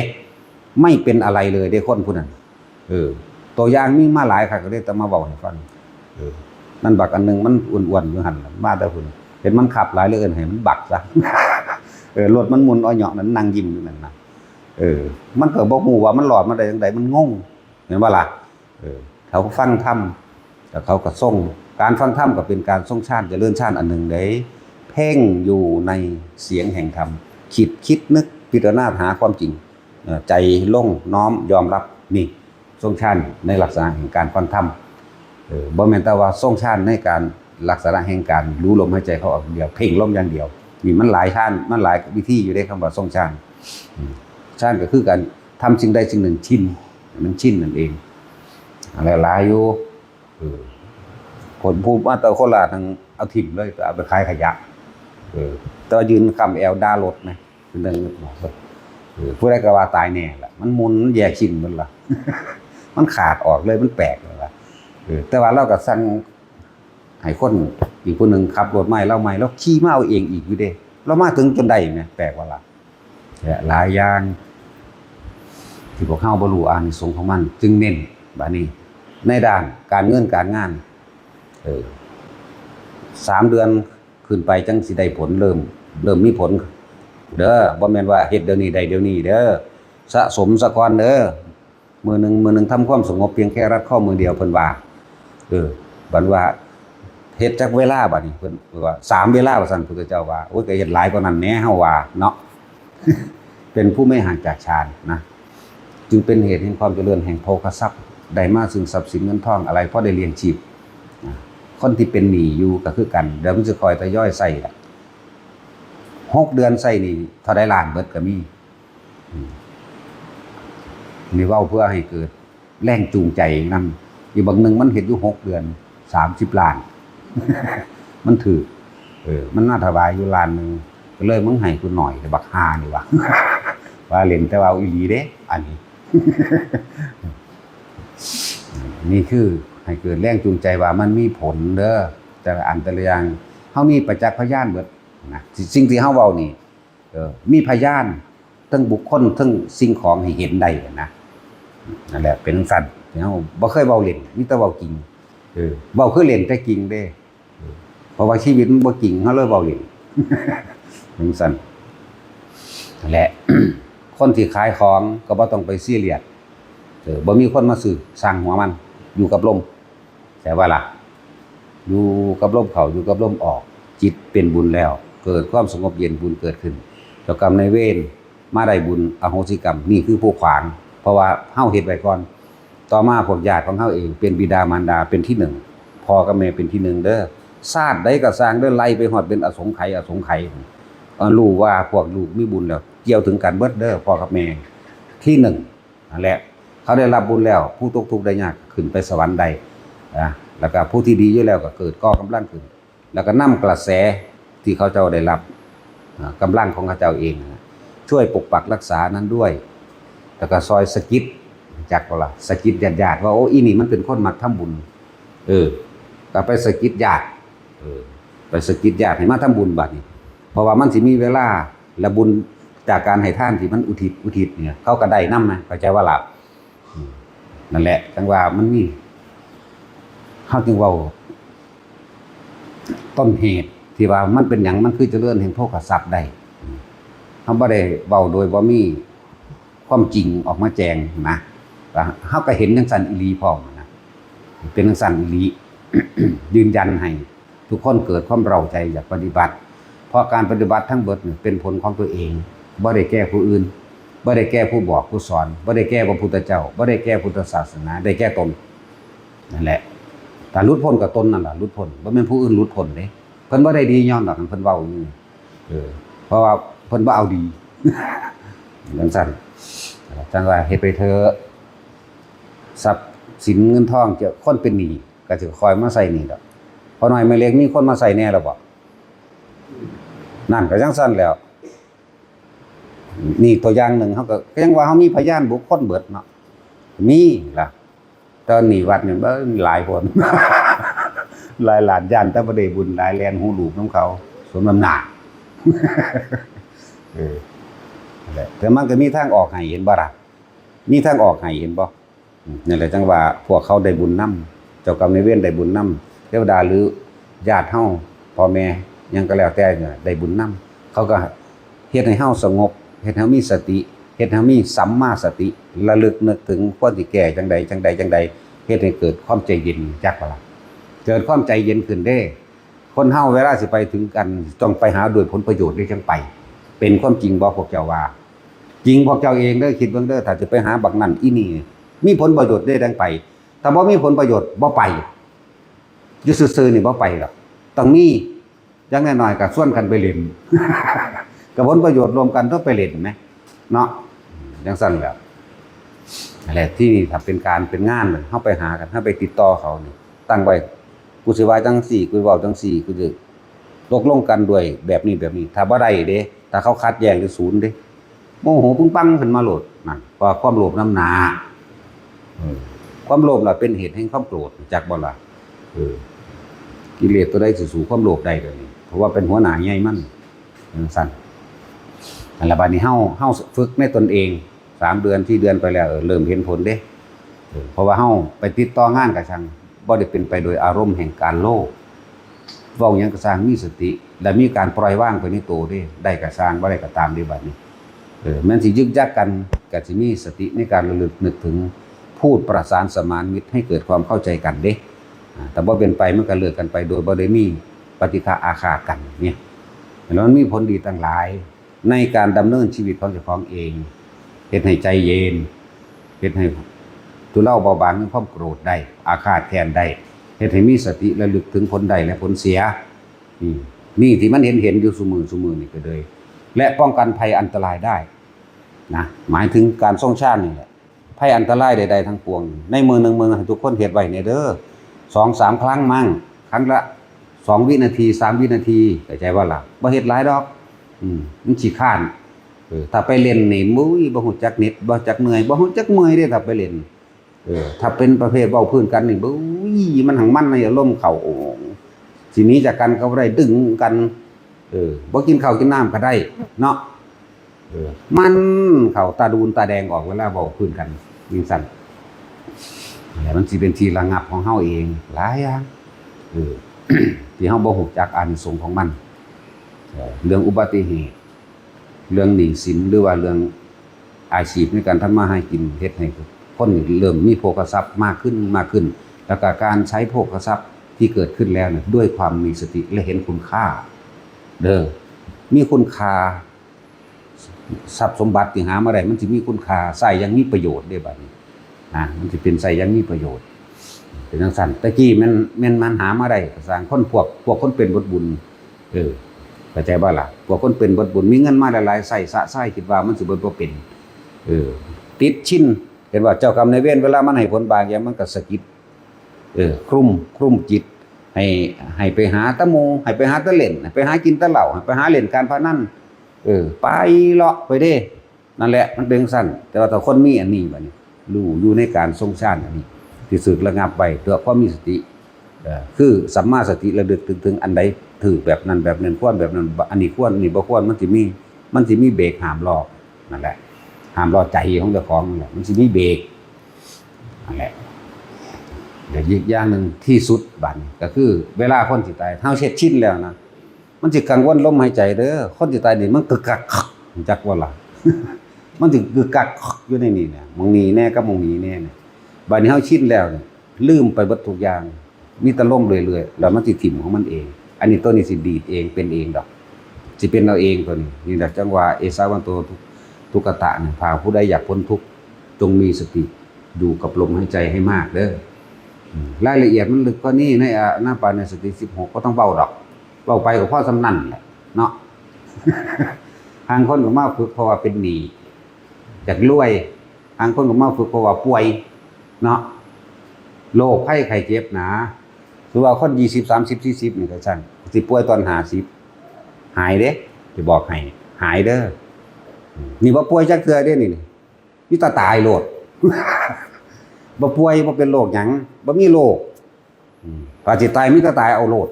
เป็นลักษณะนี้นั่นแหละจังว่าฝึกไปเถอะแต่ละคนที่เป็นไมเกรนนะอาทิตย์เดียวเท่านั้นทำแค่วันละ1 นาทีเอาเด้อคนที่เป็นไมเกรนนั่นยายจอยคำใดนั่นเจ้าบ่มีสมองกันนะนั่นตัวอย่างเฮาก็มีอยู่แล้วกับพี่น้องลูกหลานเราหายเบิดจากว่าล่ะบ่ได้กินยาอีกจังซั่นเอิ้นเล่าบ่มีสมอง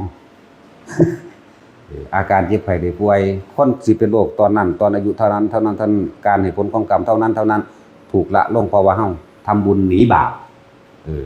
จักบ่ล่ะทำบุญหนีบาปกับบุญคนละกระเป๋ากันเด้บ่ได้คนละอันเด้แก้กันบ่ได้เอาไปคละกันบ่ได้เด้ออยู่ในคนละกองไผกองมันนี่กุศลนี่อกุศลนี่สั่งสมกุศลบุญขึ้นตัวนี้นำบ่ทันมันก็ตัดเป็นอโหสิกรรมได้ใจบ่ล่ะคือองค์ลุยม่านแน่จังซี่เพิ่นคือพ้นไปได้เอาขาคนเนาะจังซั่นแหละคือบัดนี้คนกังวลจะว่าคือโสเภณีจังซี่ก็ยังบรรลุอรหันต์ก็มีอนาคามีก็มีโสดาก็มีเห็นบ่ล่ะนี่เฮาเว้าคนเข้าใจว่าเลวนั่นนะ ที่คนเข้าใจว่าพวกนั้นเขาว่าเขาเป็นคนเลวเขาบ่เลวเด้เขาบ่ได้บังคับเขาบ่ได้บังคับเขายินดีพอใจเขาตัวเองเขามีสมบัติแค่นั้นน่ะเขาไปขายโตจังซี่นะหาเงินเลี้ยงลูกเลี้ยงผัวก็ว่าไปหรือเลี้ยงพ่อเลี้ยงแม่ก็ว่าไปโดยความเต็มใจบ่ได้บังคับถ้าถูกบังคับเนี่ยหมายถึงว่าพวกนั้นเป็นมิจฉาวดิชาดอกขามนุษย์คนละอย่างกันเด้อกับเขาเฮ็ดตัวเองโสเภณีในอันนั้นคือยังสิริมาจังซี่บรรลุโสดาบันนางอัมพาปารีเป็นแม่นางสิริมาบรรลุอนาคามีบ่อนาคาดอกอรหันต์อันเป็นจังซั่นเด้เนี่ยจังว่าอย่าน้อยใจคนเฮาที่มีการผิดพลาดมาแล้วในชีวิตอย่านำเรื่องเก่าๆมาคิดนั่นแหละคือการตัดเวรตกรรมแต่ว่าล่ะพยายามอยู่กับตัวนี้แหละนั่นแหละบ่ต้องน้อยใจในบุญวาสนาทุกคนเกิดมาได้ร่างกายมนุษย์เสมอกันเบิดแล้วเดี๋ยวนี้บ่มีหญิงบ่มีชายถ้าเข้าสู่ธรรมะแล้วลมหายใจมีผู้หญิงมีผู้ชายอยู่บ่มันลมหายใจคือกันมั้ยเนาะน้อมเข้านั่นแหละเป็นอรหันต์ได้ทั้งเบิดและอานิสงส์แห่งอานาปานสติทำให้บ่อยทำมากทำมีศีลเขาพึงได้อรหันตผลในขณะมีชีวิตอยู่เป็นชิตธรรมเวทนิยธรรมนะ ในปัจจุบันขณะมีชีวิตอยู่ถึงแม้ว่าบัดนี้หากแม้ว่าเขาไม่ได้ในขณะที่มีชีวิตเขาเพิ่งได้ในขณะนี้อรหันต์เป็นที่สิ้นชีวิตเสียชีวิตจิตดับปั๊บพอไอ้ลมหายใจขาดปั๊บกับผู้นั้นกับบรรลุไปเลยแม้ตัวอย่างคือแม้กระทั่งพระโคติกะปาดข้อต่อของตายเด้พระโคติกะเฮาสิเข้าใจว่าบาปบ่พระโคติกะเป็นพระอรหันต์ปาดข้อต่อของแล้วทรงฌานปึ๊บพิจารณาในอนิจจังทุกขังอนัตตาใจขาดสิ้นชีวิตไปพร้อมกันกับได้บรรลุอรหันต์นี่จังหวะ2จังหวะ3หากเขาไม่ได้อรหันต์ในขณะสิ้นชีวิตเขาเพิ่งได้อนาคามีในสุทธวาสชั้นใดชั้นหนึ่งรวมแล้วเป็น7อานิสงส์ของอานาปานสติอรหันต์มีชีวิตอยู่เป็น1ในขณะสิ้นชีวิตเป็น2และอนาคามี5ชั้นก็เป็น7ว่าอนาคามีเราเป็นผู้ไม่มีเชื้อที่กลับมาเกิดในโลกมนุษย์นี้อีกนะเป็นได้เฮ็ดเอาบ่เอาเฮ็ดง่ายๆนี่แหมพวกเจ้าอยู่บ้านอยู่เฮือนก็เฮ็ดไปนำเลี้ยงลูกไปนำปล่อยผัวไปนำเนาะ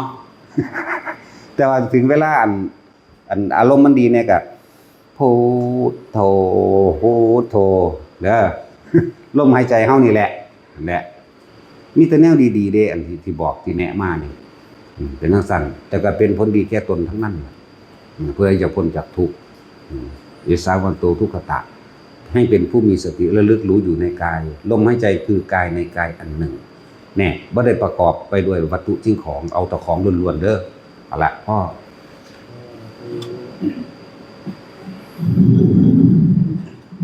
สัตว์โลกนี่สอนให้จ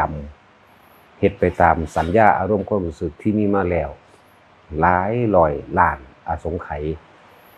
นับอสงไขยบ่ได้จึงว่าโลกมันสอนให้จำบ่เคยถิ่มบ่เคยลืมสัญญาบ่เคยลืมอารมณ์ที่เฮ็ดให้เจ้าของเวียนว่ายตายเกิดนี่แหละจึงว่าโลกมันสอนให้จำแต่ว่าธรรมะสอนให้ลืมเด้ทุกคนมันมีวิธีลืมนั่นแหละพุทธเจ้าก็วางวิธีแนวการเฮ็ดให้เจ้าของลืมได้อันนั้น ถ้าเฮาบ่ลืมอดีตเฮาบ่ลืมสัญญาเฮาบ่ถิ่มอารมณ์ของเก่าหรือเฮาก็เที่ยวเวียนว่ายตายเกิดไปตามโลกจึงบอกว่าโลกมันสอนให้จำธรรมนั่นน่ะถ้าผู้ใดอยากพ้นออกจากโลกพ้นออกจากทุกข์ออกจากโศกพ้นออกจากโลกกระทำต้องพยายาม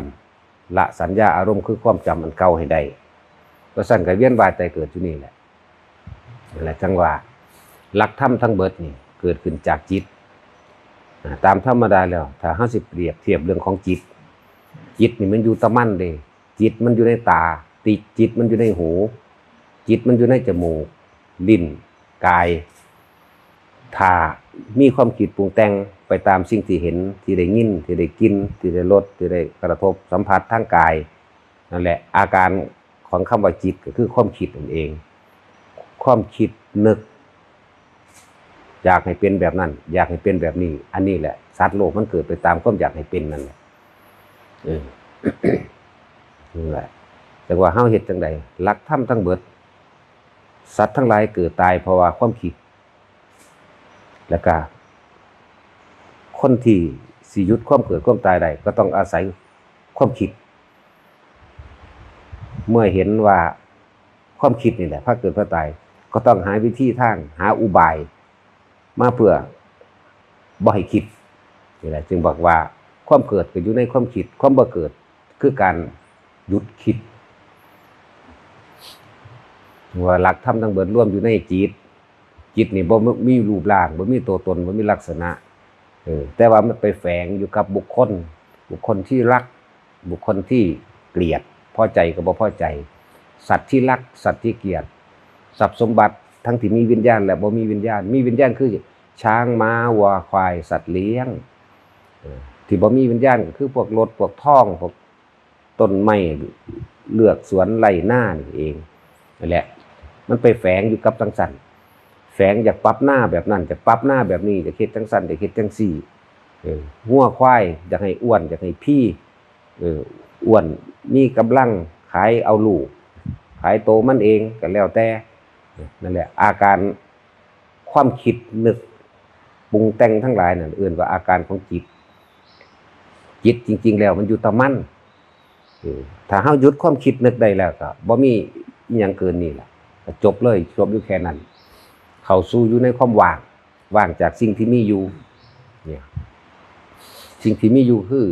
ที่เฮาเห็นนั่นแหละบุคคลสัตว์สิ่งของนั่นเองนี่คือสิ่งที่มีอยู่แต่ว่าเฮาบ่คิดบ่นึกตาเห็นบุคคลคนเฮาบ่เคยเห็นกันก็สร้างเด้ว่าตาเห็นเขาหยังงอกๆๆๆมานี่ฮักล่ะสร้างล่ะเนี่ย2อย่างไอ้ที่บ่ฮักบ่สร้างนั่นบ่มีเพราะว่าหยังมันบ่เคยชินมันบ่ชินเฮาจึงฝึกตนเองฝึกบ่ให้คิดบ่ให้นึกตนเองมันจึงสิเป็นอุเบกขาได้อุเบกขาโดยอารมณ์ก่อนจังสิไหลเข้าสู่อุเบกขาโดยปัญญาโดยการเห็นความเป็นจริงเห็นความเกิดเห็นความดับเห็นความบ่เที่ยงแท้แน่นอนของทุกสรรพสิ่งชีวิตสัตว์และวัตถุเห็นตัวนี้เข้ามามันเลยบ่คิดบ่นึกเพื่ออยากให้เป็นไปได้ดังใจนั่นแหละอารมณ์นั่นแหละจังว่าสัญญาสิไปเคยมีพันธะสัญญาหยังกันไว้ก็สร้างสิไปอธิษฐานหยังไว้ก็สร้างละด้วยการบ่คิดนึกปรุงแต่งต่อเท่านั้นเองวิธีละมันก็มีอยู่แล้วเนี่ยหาอุบายที่เหมาะกับทุกคนทุกนิสัยเลยคืออานาปานสติอานาปานสติเท่านั้นละได้เบิดทุกนิสัยถูกเบิดทุกนิสัยพ่ายแพ้แก่ลมหายใจทั้งนั้นแหละว่าวิธีที่เฮาเฮ็ดอยู่นี่มันก็ง่ายแล้วสิไปหาใส่อีกความสงบบ่ได้อยู่ภายนอกบ่ได้อยู่นำครูบาอาจารย์บ่ได้อยู่นำสำนักบ่ได้อยู่นำผู้สอนเริ่มต้นแรกตั้งพระพุทธเจ้าจนว่าฮอดอริยสงสาวกจนฮอดสาวกสมมุติสงฆ์เท่าเดี๋ยวนี้ความสงบบ่ได้อยู่นำเพิ่นเด้ความสงบอยู่ในเฮาเองความสงบอยู่ในลมหายใจเจ้าของเองความสงบอยู่ในความคิดเจ้าของเองเมื่อเลิกคิดได้แล้วมันก็สงบส่วนตัวอุบายของมันแก่รู้ลมเข้ารู้ลมออกเฮ็ดได้ทุกกิริยาอาการทุกสถานที่บ่เลือกการบ่เลือกเวลาสถานที่เลยเฮ็ดได้ตลอดเลยนั่นแหละจังว่าจะไปหาความสงบจากสิ่งอื่นมันอยู่ในโตเฮาสิไปแล่นหาอยู่หม่องใดเลยบ่มีผู้ใดเอาให้ไผได้อยู่แล้วคือว่าพุทธเจ้าเพิ่นบอกไว้นั่นแหละความสงบนั่นน่ะมันบ่ได้อยู่นำผู้อื่นเด้ออยู่ในตัวของเองแม้เราตถาคตก็เป็นแต่เพียงผู้บอกทางเท่านั้นเด้บ่ต้องไปดิ้นรนแสวงหาจากที่อื่นจากข้างนอกมันอยู่ในกายเฮา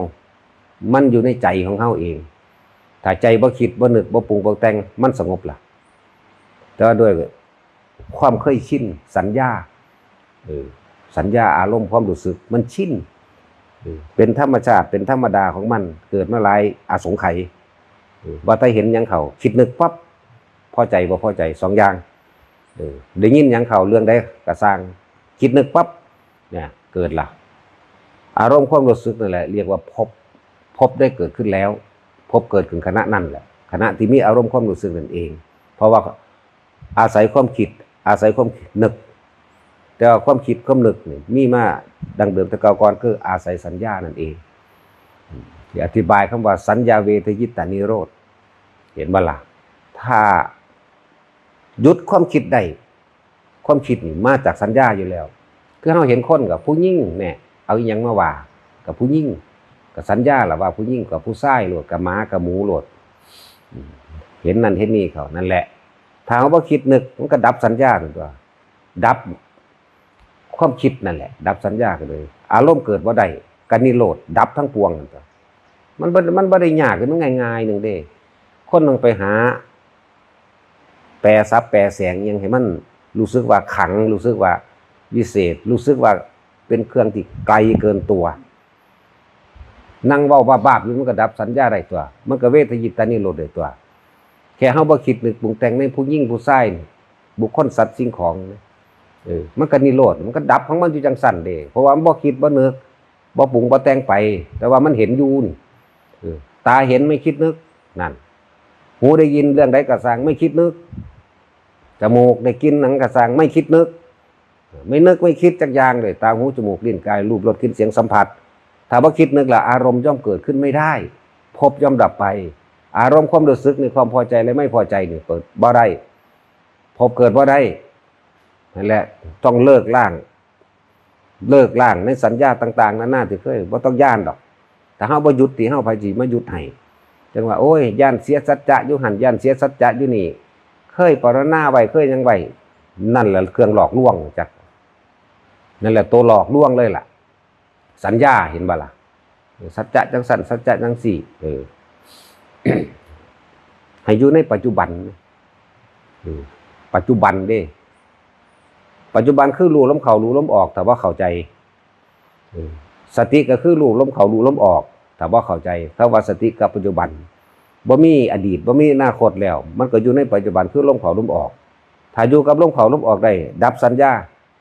เวทนาเกิดบ่ได้นั่นแหละสัญญาเวทิจานิโรธนั่นน่ะ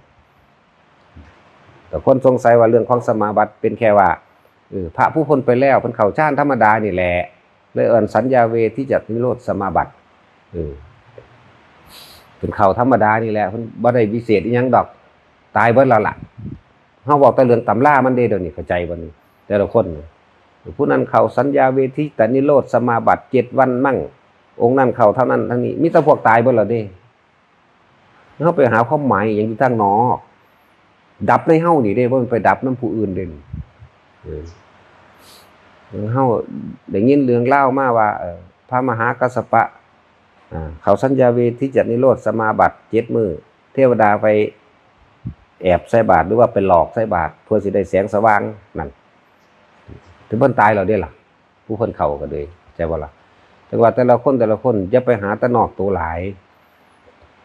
การศึกษาการได้ยินได้ฟังเป็นสิ่งดีแต่ว่าศึกษาแล้วควรน้อมเข้ามาเบิ่งความคิดเจ้าของเบิ่งความคิดความนึกเจ้าของนี่นะเบิ่งว่าเฮาสิปรุงแต่งไปเรื่องใดๆนี่นะอยากหยุดความปรุงแต่งได้ด้วยการบ่คิดแต่ธรรมดาต้องหาอุบายให้มันเด้ความคิดนึกนั่นนะมันเกิดมาหลายภพชาติแล้วนับอสงไขยก็บ่ได้แล้วคนผู้หนึ่งปั้นโลกได้4โลก5โลกแล้วเลือดคนผู้เดียวก็มากยิ่งกว่าน้ำในโลกทั้ง4ธรรมดาอย่าไปหานอกโตพยายามเฮ็ดตะนี่ไปเท่าตายอยู่ในลมหายใจนั่นน่ะมันสิไปไสวะเมื่อมันบ่คิดนึกออกทางนอกอยากให้เป็นจังซั่นอยากให้ได้จังซี่บ่ต้องไปสนกับผู้อื่นอยู่กับตัวเองเลยถ้าอยากพ้นผู้อื่นบ่เฮ็ดให้ผู้อื่นพ้นได้เด้พุทธเจ้าเพิ่นก็บ่เฮ็ดให้ผู้ใดพ้นได้เพิ่นก็เพียงแต่บอกซื่อญาติพี่น้องเพิ่นก็ตกนรกมกใหม่เยอะแยะมากมายเห็นบ่ล่ะแต่ว่ามันเฮ็ดได้แต่ว่ามันแก้กรรมให้กันได้ญาติพี่น้องเพิ่นก็ตก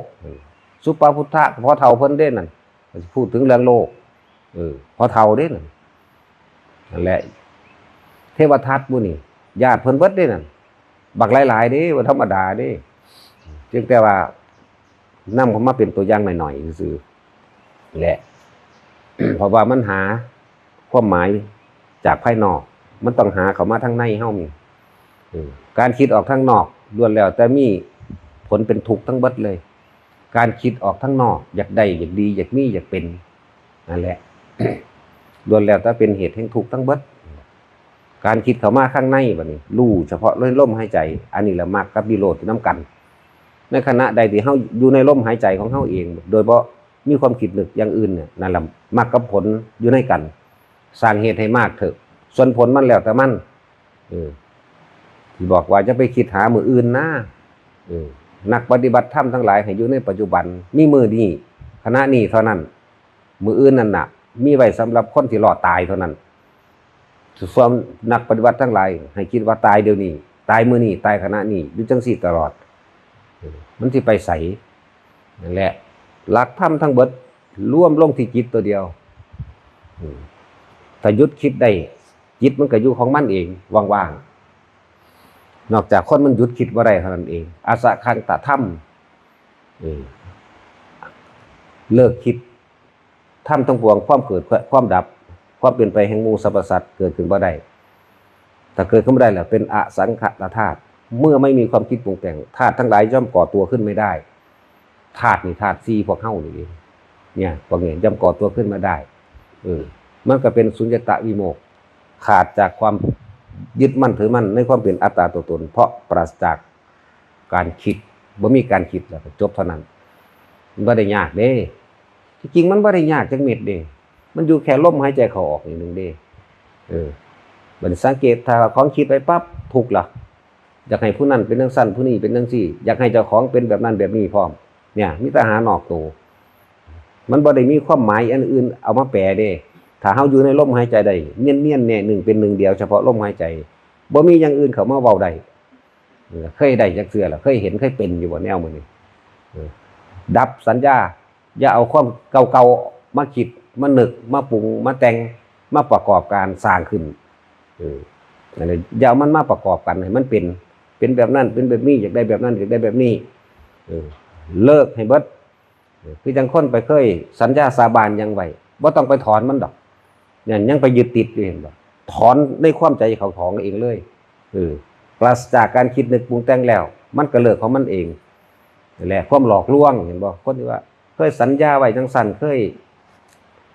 ตั้งใจอธิษฐานนั่นแหละมันสิหลอกให้ไปเกิดไปตายอีกจักว่าล่ะถ้าเฮารู้อยู่ในลมหายใจแค่นี้ดับเบิดหลักสัญญาบ่มีแค่นี้นาบ่ได้ยากดอกนาเหนือจังว่าเฮาถ้าบ่อยากเว้าหลักการถ้าเว้าหลักการมันสิมีการคิดนึกเปรียบเทียบออกไปบักไกลพุ่นได้บัดนี้เลิกการคิดการนึกเนี่ยยุดที่เหตุคือความคิดนี่เองเฮาก็สิเห็นของมันเองคำว่าเห็นนี่บอกลักษณะท่าทางความรู้สึกบ่ได้เด้นิพพานน่ะดับอย่างยิ่งดับเย็นถ้าดับแล้วดับความคิดนี่แหละถ้าบ่มีความคิดนึงมันก็เย็นตัวเฮาก็บ่ได้กังวลเร่าร้อนหานั่นหานี่ตัวเอิ้นว่าดับเย็นนั่นแหละมันบ่ได้ยากดอกตาเห็นเนี่ยบ่คิดนึกดับเย็นทางตาล่ะหูได้ยินเรื่องใดก็สร้างบ่คิดบ่นึกบ่ปรุงบ่แต่งดับล่ะตาหูจมูกลิ้นกายรูปสัมผัสต่างๆไม่คิดไม่นึกไม่ปรุงแต่งไม่แสวงหาเวลาหยุดกิริยาของจิตมันก็ดับเย็นเบิดเลยแค่นั้นบ่มีหยังสิเอามาเปรียบมาเทียบได้ดอกตัวนั้นน่ะถ้ามันเข้าถึงมองหันแล้วได้แต่ว่าว่างจักสิว่างแนวใดล่ะถ้าผู้ใดเข้าถึงแล้วสิเข้าถึงอย่างนั้นหลายๆคนอยู่นี่มันก็เข้าถึงแน่แล้วล่ะฉะนั้นบ่ต้องไปหาความหมายอย่างอื่นบ่ต้องไปสนใจพระอรหันต์ประเภทใดก็สร้างมันบ่ต้องไปสุขวิปัสสกะวิชา3อภิญญา6ปฏิสัมภิทาดับความคิดตัวเดียวเสมอกันนี่แหละอาสวะขยะบ่มีอารมณ์ของเกี่ยวคนที่บ่มีอารมณ์ของเกี่ยวในความพอใจเราพอใจได้กับบุคคลสัตว์สิ่งของคือคนหยุดคิดเห็นบ่ล่ะ วิสังขารเรียกว่าตัดออกบ่มีความคิดนั่นเองอสังขตะนี่บ่ปรุงแต่งต่อแล้วมันสิเอาธาตุหยังมาเกิดพบกับดับไปเวลาใดขณะใดคู่ใดที่เฮาอยู่ในลมหายใจใดนะอารมณ์มันก็บ่เกิดอยู่แล้วเมื่ออารมณ์บ่เกิดอยู่แล้วพบมันก็ดับไปนี่เอาแค่นี้แหมให้เข้าใจคำว่าพบนี่คือความรู้สึกพอใจกับไม่พอใจนั่นยังเป็นภพแม้นอุเบกขาก็สร้างก็ยังเป็นภพก็เป็นภพที่สูงซื่อผู้ทรงฌานก็ดีเฮ็ดไปเถอะอยู่ในลมหายใจเรื่อยๆเดี๋ยวสิมันลึกล้ำเขาเองตัวคนบุคคลผู้นั้นสิเห็นด้วยตัวเองดอกบ่ต้องให้ผู้ใดมายืนยันตัดสินให้ก็ได้เฮาสิรู้ในตัวเฮาเองว่างมันว่างแบบใดว่างจากความคิดนั่นแหละสิไปว่างจากใดจึงบอกว่าให้ทุกคนจับหลักเดียวโลดอานาปานสติอย่างเดียวรู้ลมเข้ารู้ลมออกเอาอยู่แค่นี้เฮ็ดไปเท่าตายมันสิไปไสวะมันก็บ่มาตัวที่มันมาเพราะว่ามันคิดนี่แหละที่มันมาน่ะมาหยังมาเกิดถ้ามันเลิกการคิดแล้วมันก็บ่มีหม้องไปแล้วก็บ่มีหม้องมาพร้อมบ่มีเกิดบ่มีดับอยู่จังซั่นเอาพอมีคนอีกจำนวนมากมายหลายคนที่เจ็บป่วยทางกายแล้วก็อีกหลายคนที่ทุกข์ยากลำบากทางกายที่อยู่อาศัยอาหารเครื่องนุ่งห่มต่างๆจังซี่บ่เพียงพอแล้วก็มีคนอีกมากมายแม้นว่าสิบ่ทุกข์ยากลำบากทางกายคือเป็นคนที่มีทรัพย์สินสมบัติมากแต่ว่าก็ป่วยทางใจคนจนคนทุกข์คนยากทั้งเจ็บป่วยโดยร่างกายมัน ทั้งเจ็บป่วยเรื่องใจก็คือว่าเครื่องปัจจัยใส่สอยอาหารยาละสะดวกเครื่องห่มที่อยู่อาศัยก็บ่มีแต่คนจำนวนมากที่ร่ำรวยแต่ว่าก็ป่วยทั้งใจคือเก่าเลยว่าสุขและทุกข์นี่สองสิ่งนี้เฮาเป็นผู้สร้างมันขึ้นมาเองเฮาเป็นผู้ยึดมันเองคำว่าทุกข์ถ้าทุกข์กายแต่ว่าร่างกายบ่ปกติคือปวดแขวปวดหัวป่วยไข้บ่สบายทางกายแขนขากุ่นขาดนี่ป่วยทางกายบัดนี้ป่วยทางเครื่องอาศัยของกายก็ป่วยทางบ่มีที่อยู่อาศัยอาหารยารักษาโรคเครื่องห่มจังว่าคนที่ร่ำรวยก็ป่วยทั้งใจป่วยเพราะว่าป่วยเพราะบ่ได้ดังใจบ่มีคนเคารพนับถือดังใจที่อยากให้ผู้นั้นผู้นี้เคารพคนเขาบ่ยอมให้ในความว่าเจ้าของมีอำนาจหรืออยากให้ทุกคนยอมเรียกว่าป่วยทั้งใจความเห็นอะไรก็ช่างถ้าผู้ใดผู้หนึ่งมีความเห็นบ่ตรงกับเจ้าของพยายามที่เอาชนะนี่เอิ้นว่าป่วยทั้งใจความจากได้ดังใจนั่นเองความจากได้ดังใจทั้งคนถูกคือคนบ่มีทรัพย์สินเงินทองตลอดทั้งป่วยความจากได้ดังใจของคนรวยนะความจากได้ดังใจของทั้งสองฝ่ายนั่นแหละก็เรียกว่าสุขและทุกข์นี่พวกเขานั่นเป็นผู้แต่งมันขึ้นมาเองเป็นผู้เขาไปยึดมั่นถือมั่นเองปรารถนาความสุขปรารถนาความยินดีความพอใจสรุปว่าเป็นความอยากได้ดังใจหรือความได้ดังใจได้ดังใจที่มีคนเคารพนับถือได้ดังใจที่ได้สมบัติดังใจได้ดังใจที่บ่มีผู้ขัดแย้งได้ดังใจในทุกอย่างยศถาบรรดาศักดิ์อำนาจได้ดังใจนี่คือสิ่งที่คนปรารถนาแล้วก็คนทั้งหลายก็บ่เห็นสาเหตุทุกข์สาเหตุเกิดสาเหตุเวียนว่ายของมันเลยคือตัวเดียวนี่แหละ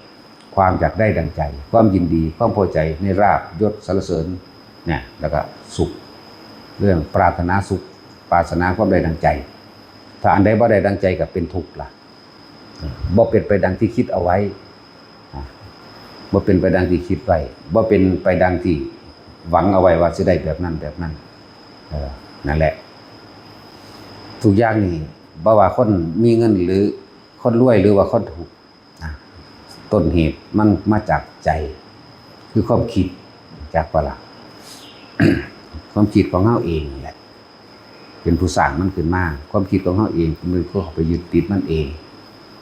คนทุกข์ยากก็อยากได้ดังใจว่าถ้ากูมีบ้านอยู่มีที่ทำมาหากินสำนี้กูก็พอดอกนั่นเป็นจังซั่นแต่คนรวยว่าอยากได้หลายๆเพิ่มขึ้นมาอีกอยากได้แบบนั้นอยากได้แบบนี้ถ้าบ่เป็นแบบนั้นแบบนี้ป่วยใจอีกคือกันจังหวัดในโลกนี่มันมีแต่เหตุปัจจัยให้เกิดความทุกข์เด้มีแต่เหตุปัจจัยให้เกิดความทุกข์เท่านั้นอันใจเฮานี่แหละสร้างขึ้นมาเฮาฮู้เคล็ดลับมันแล้วมันอยู่ไสใจมันอยู่ไสมันอยู่ความอยากของเฮาเองคือใจเฮาเองเด้เป็นตัวสร้างแต่เฮาฮู้ต้นมันแล้วคือบ่พยายามบังคับใจระงับใจวิธีเพิ่นก็บอกไว้พยายามเขามันอยู่กับลมหายใจนั่นบ่พ้นใจคือเก่าเนาะพยายามอยู่กับลมหายใจเข้าหายใจออกเป็นเครื่องหล่อความคิดหล่อบ่ให้มันไปหาทรัพย์สินสมบัติสิ่งของคำยกย่องสรรเสริญหล่อบ่ให้มันไปให้มันเห็นความจริงการได้ยินได้ฟังในคำเทียบอธิบายโดยเพิ่นนำธรรมะเรื่องนั้นออกมาอธิบายแต่เฮาคิดถึงประสบการณ์จริงในชีวิตจริงของเฮาก็เห็นความจริงเลยเด้สัมมาทิฏฐิมันแปลว่าหยังสัมมาทิฏฐิคือมีความเห็นถูกต้องตามความเป็นจริงในสิ่งที่มันเป็นนี่เลยมีความเห็นตามความเป็นจริงเลยเห็นภายนอกเอาง่ายๆผู้ใดก็เกิดมาตายต้นไม้เกิดมาตายสัตว์ก็เกิดมาตายเจ็บปวดป่วยเป็นธรรมดานี่แล้วก็ยอมรับมันหนึ่งเด้ ภายในหมายถึงใจบ่มีผู้ใดอยากตายแต่ว่าก็ต้องตายบ่มีผู้ใดอยากป่วยแต่ก็ต้องป่วยบ่มีผู้ใดอยากพลัดพรากจากสิ่งที่รักแต่ก็ต้องพลัดพรากบ่พลัดพรากจากเป็นบ่จากเป็นก็ต้องจากตายอยู่แล้วบ่มีผู้ใดอยากเป็นแนวนั้นเด้สิ่งที่รักเด้แต่ว่าสิ่งที่เกลียดมีแต่อยากให้หนีนั่นสาเหตุมันมาจากสิ่งที่รักคือเก่าด้วยกันนั่นแหละจังว่าแต่ละคนความอยากตัวเดียวนะความอยากตัวเดียวแหละความยินดีความพอใจความอยากได้ดังใจนั่นแหละแต่เฮาเห็นตามความเป็นจริงแล้วว่าสิ่งทั้งหลายทั้งปวงเกิดขึ้นแล้วก็ดับไปเท่านั้นบ่มีหยังเป็นไปได้ดังใจเฮาที่จะให้มันเป็นเด้ถ้ายอมรับมันก็เอิ้นว่าดวงตาเห็นธรรมนั่นแหละนี่คือเอิ้นว่าความเห็นตามความเป็นจริงยอมรับตามความจริงพร้อมคิดก็คิดไปตามความจริงได้ว่านี่กระทำสิ่งใดก็ตามจริงเว้าก็เว้าไปตามมันจริงกระทำการงานประกอบอาชีพก็สุจริตไปตามจริงอีกมีความเพียรพยายามในสิ่งใดสิ่งหนึ่งกับเพียรพยายามในความให้มันถูกตามความจริงบ่ได้เพียรพยายามตามความที่มันบ่จริง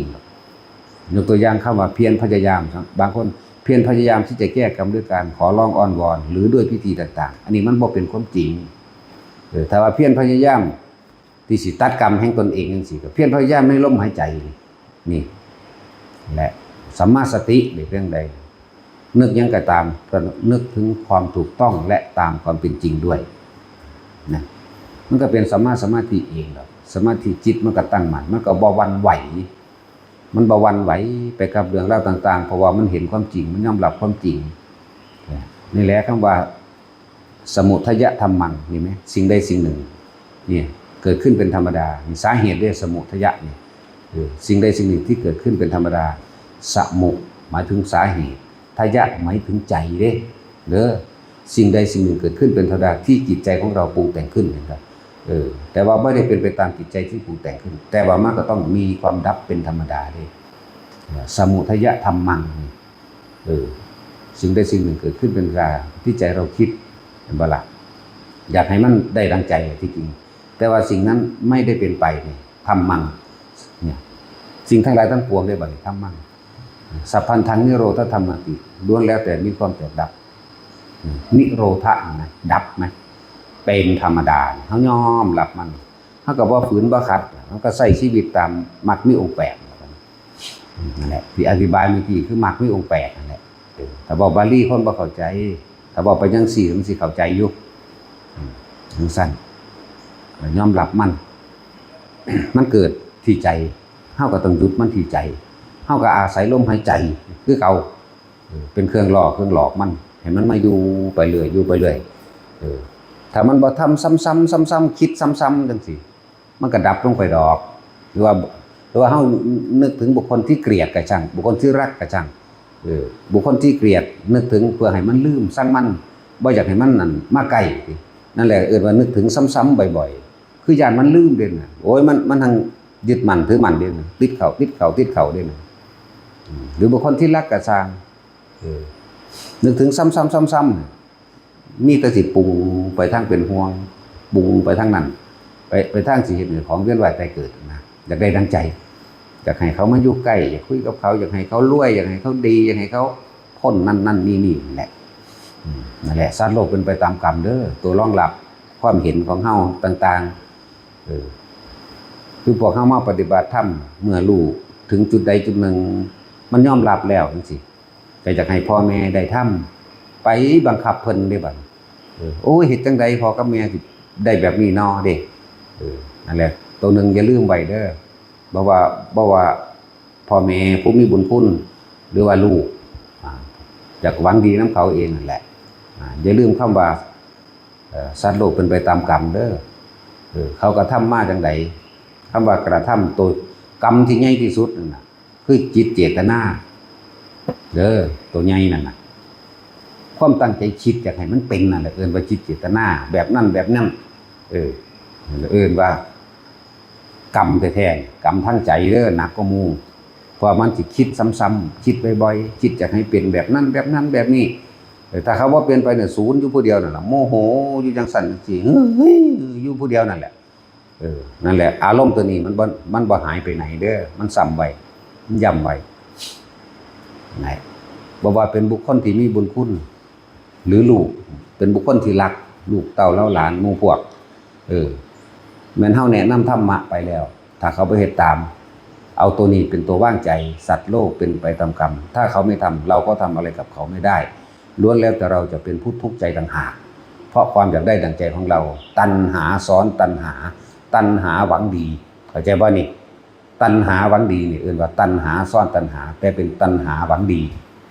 นั่นแหละที่ผ่านเจ้าของทุกข์คือเก่าเป็นลักษณะนั้น เหลือจังว่าสัตว์ทั้งหลายเวียนว่ายตายเกิดมากที่สุดเลยความรักความอาลัยความผูกพันนี่แหละจักบอกเพราะว่าเฮาพอใจเฮาฮักเฮาจึงอยากให้เขาได้ดีเฮาก็คิดหาวิธีให้ปูทางไปให้นำผ้าเฮ็ดผ้าเว้าผ้าหลายอย่างและความรักความมันดีความปรุงความแต่งอยากให้เขาได้นี่ความคิดนี่สร้างพบเคยใช่ว่านี่คิดไปแบบนั้นเฮ็ดไปแบบนั้นแบบนี้แต่มันเป็นลักษณะคือสิดีเนาะนั่นคิดไปได้วันนั่นแหละความว่าอาไรเลยทำให้สัตว์ทั้งหลายเกิดตายมากที่สุดบ่ว่าสิเป็นเรื่องใดเรื่องรักลูกโอ้หลายอย่างก็ดอกเนี่ยมันมาเหนียวลังไว้ไม่ว่าจะเป็นห่วงมารดาบิดาปู่ย่าตายายบุคคลผู้มีบุญคุณทั้งหลายครูอาจารย์ไม่ว่าจะเป็นบุตรหลานบัดนี้ไม่ว่าจะเป็นผัวไม่ว่าจะเป็นเมียเด้มีแต่เครื่องดึงไว้เบิดเด้นี่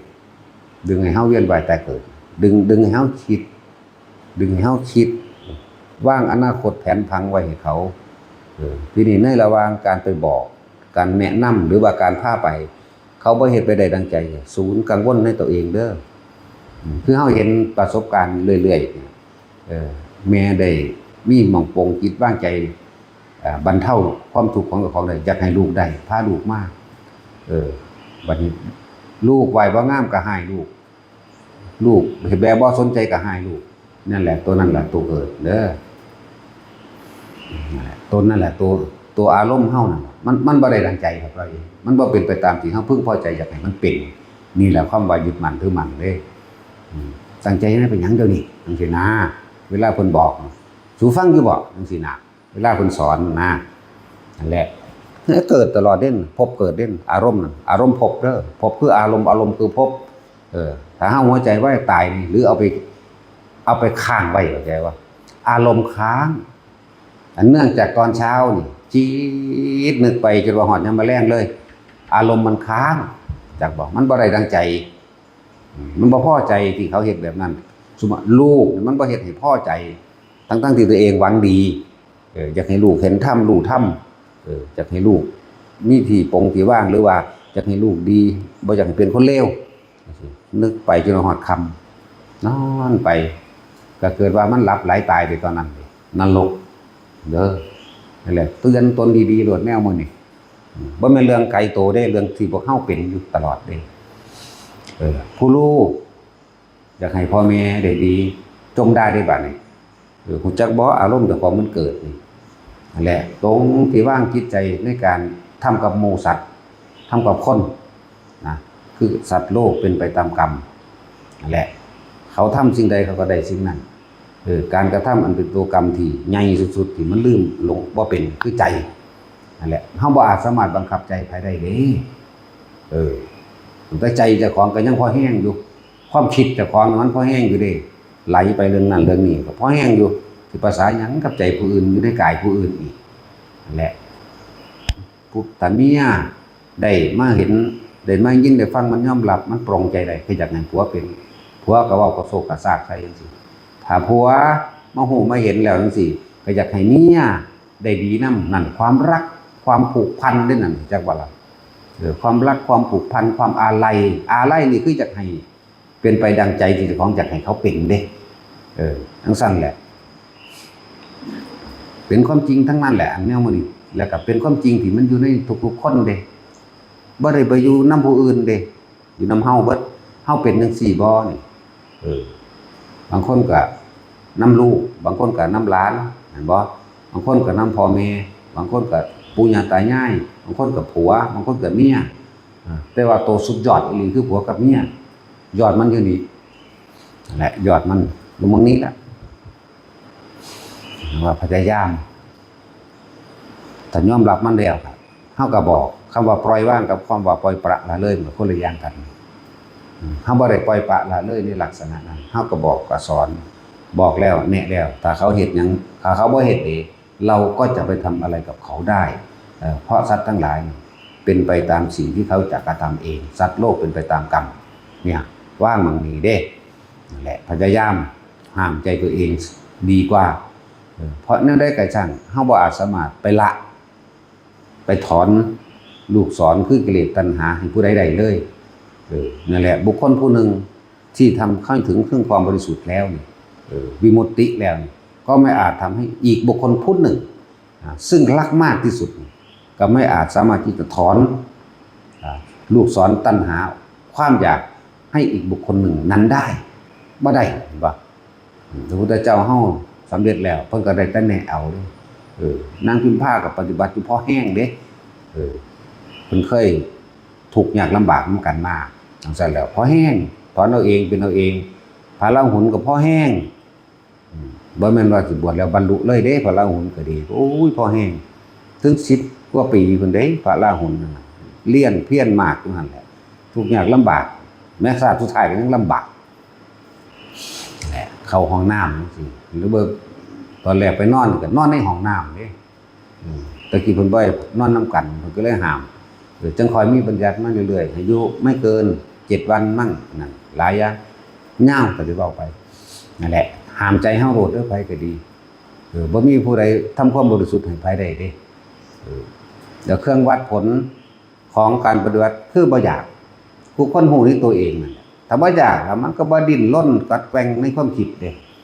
ไผสิเว้าแนวใดมันก็บ่ไปแก้โตอีหยังเด้ถ้าว่าบ่อยาก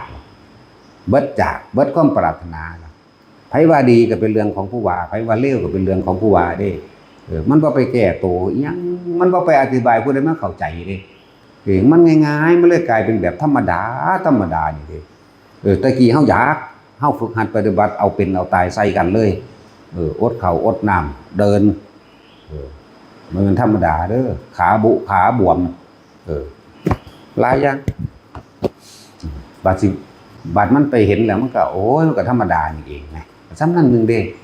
เพราะว่าความอยากเป็นเครื่องกันเฮาเองฉะนั้นวิธีมันก็พวกเฮาก็แนะกันอยู่เรื่อยๆดอกใส่ระบบอานาปานสติเทคนิคมันโหลดใส่ระบบเทคนิคซ้อนเทคนิคก็มีอีกเด้แต่ว่าเฮานั่นคือเฮาใส่ระบบจับจุดอารมณ์ทำกรรมฐานอันใดอันหนึ่งฐานที่ตั้งแห่งการกระทำคือใจของเฮาเอามาไว้นี่จับจุดอารมณ์นั่นเองและบางที่ก็เฮ็ดไปหลายๆอย่างนั่นแหละแต่ว่าอย่าหนีจากหลักของอานาปานสตินั่นเองก็มันก็อยู่ในหลักสติปัฏฐาน4คือเก่านั่นแหละระบบกั้นใจเบิ่งความคิดจังซี่ที่บอกว่าอันนี้ได้นำหลวงปู่เทศดอกคือว่ากั้นใจไว้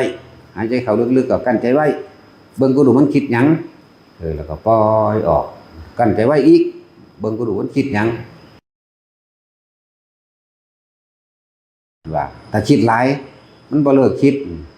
หายใจเข้ามากั้นไว้เบิ่งดูมันสิคิดหยังอีกเอาเฮ็ดนี่คือเฮาทดสอบทดลองไปอันใดก็ได้หรือว่าเฮาตัดต้นไม้นี่พอเอาขวานก็เอาขวานน่ะนะพอเอาเลื่อยก็เอาเลื่อยพอเอามีดก็เอามีดเข้าใจบ่แต่ว่าอยู่ในหลักกายเวทนาจิตคือเก่ามันก็สิไปเห็นธรรมคือเก่านั่นแหละสิ่งทั้งหลายทั้งปวงบ่ควรเข้าไปยึดคือเก่านั่นแหละธรรมก็เลยแหละ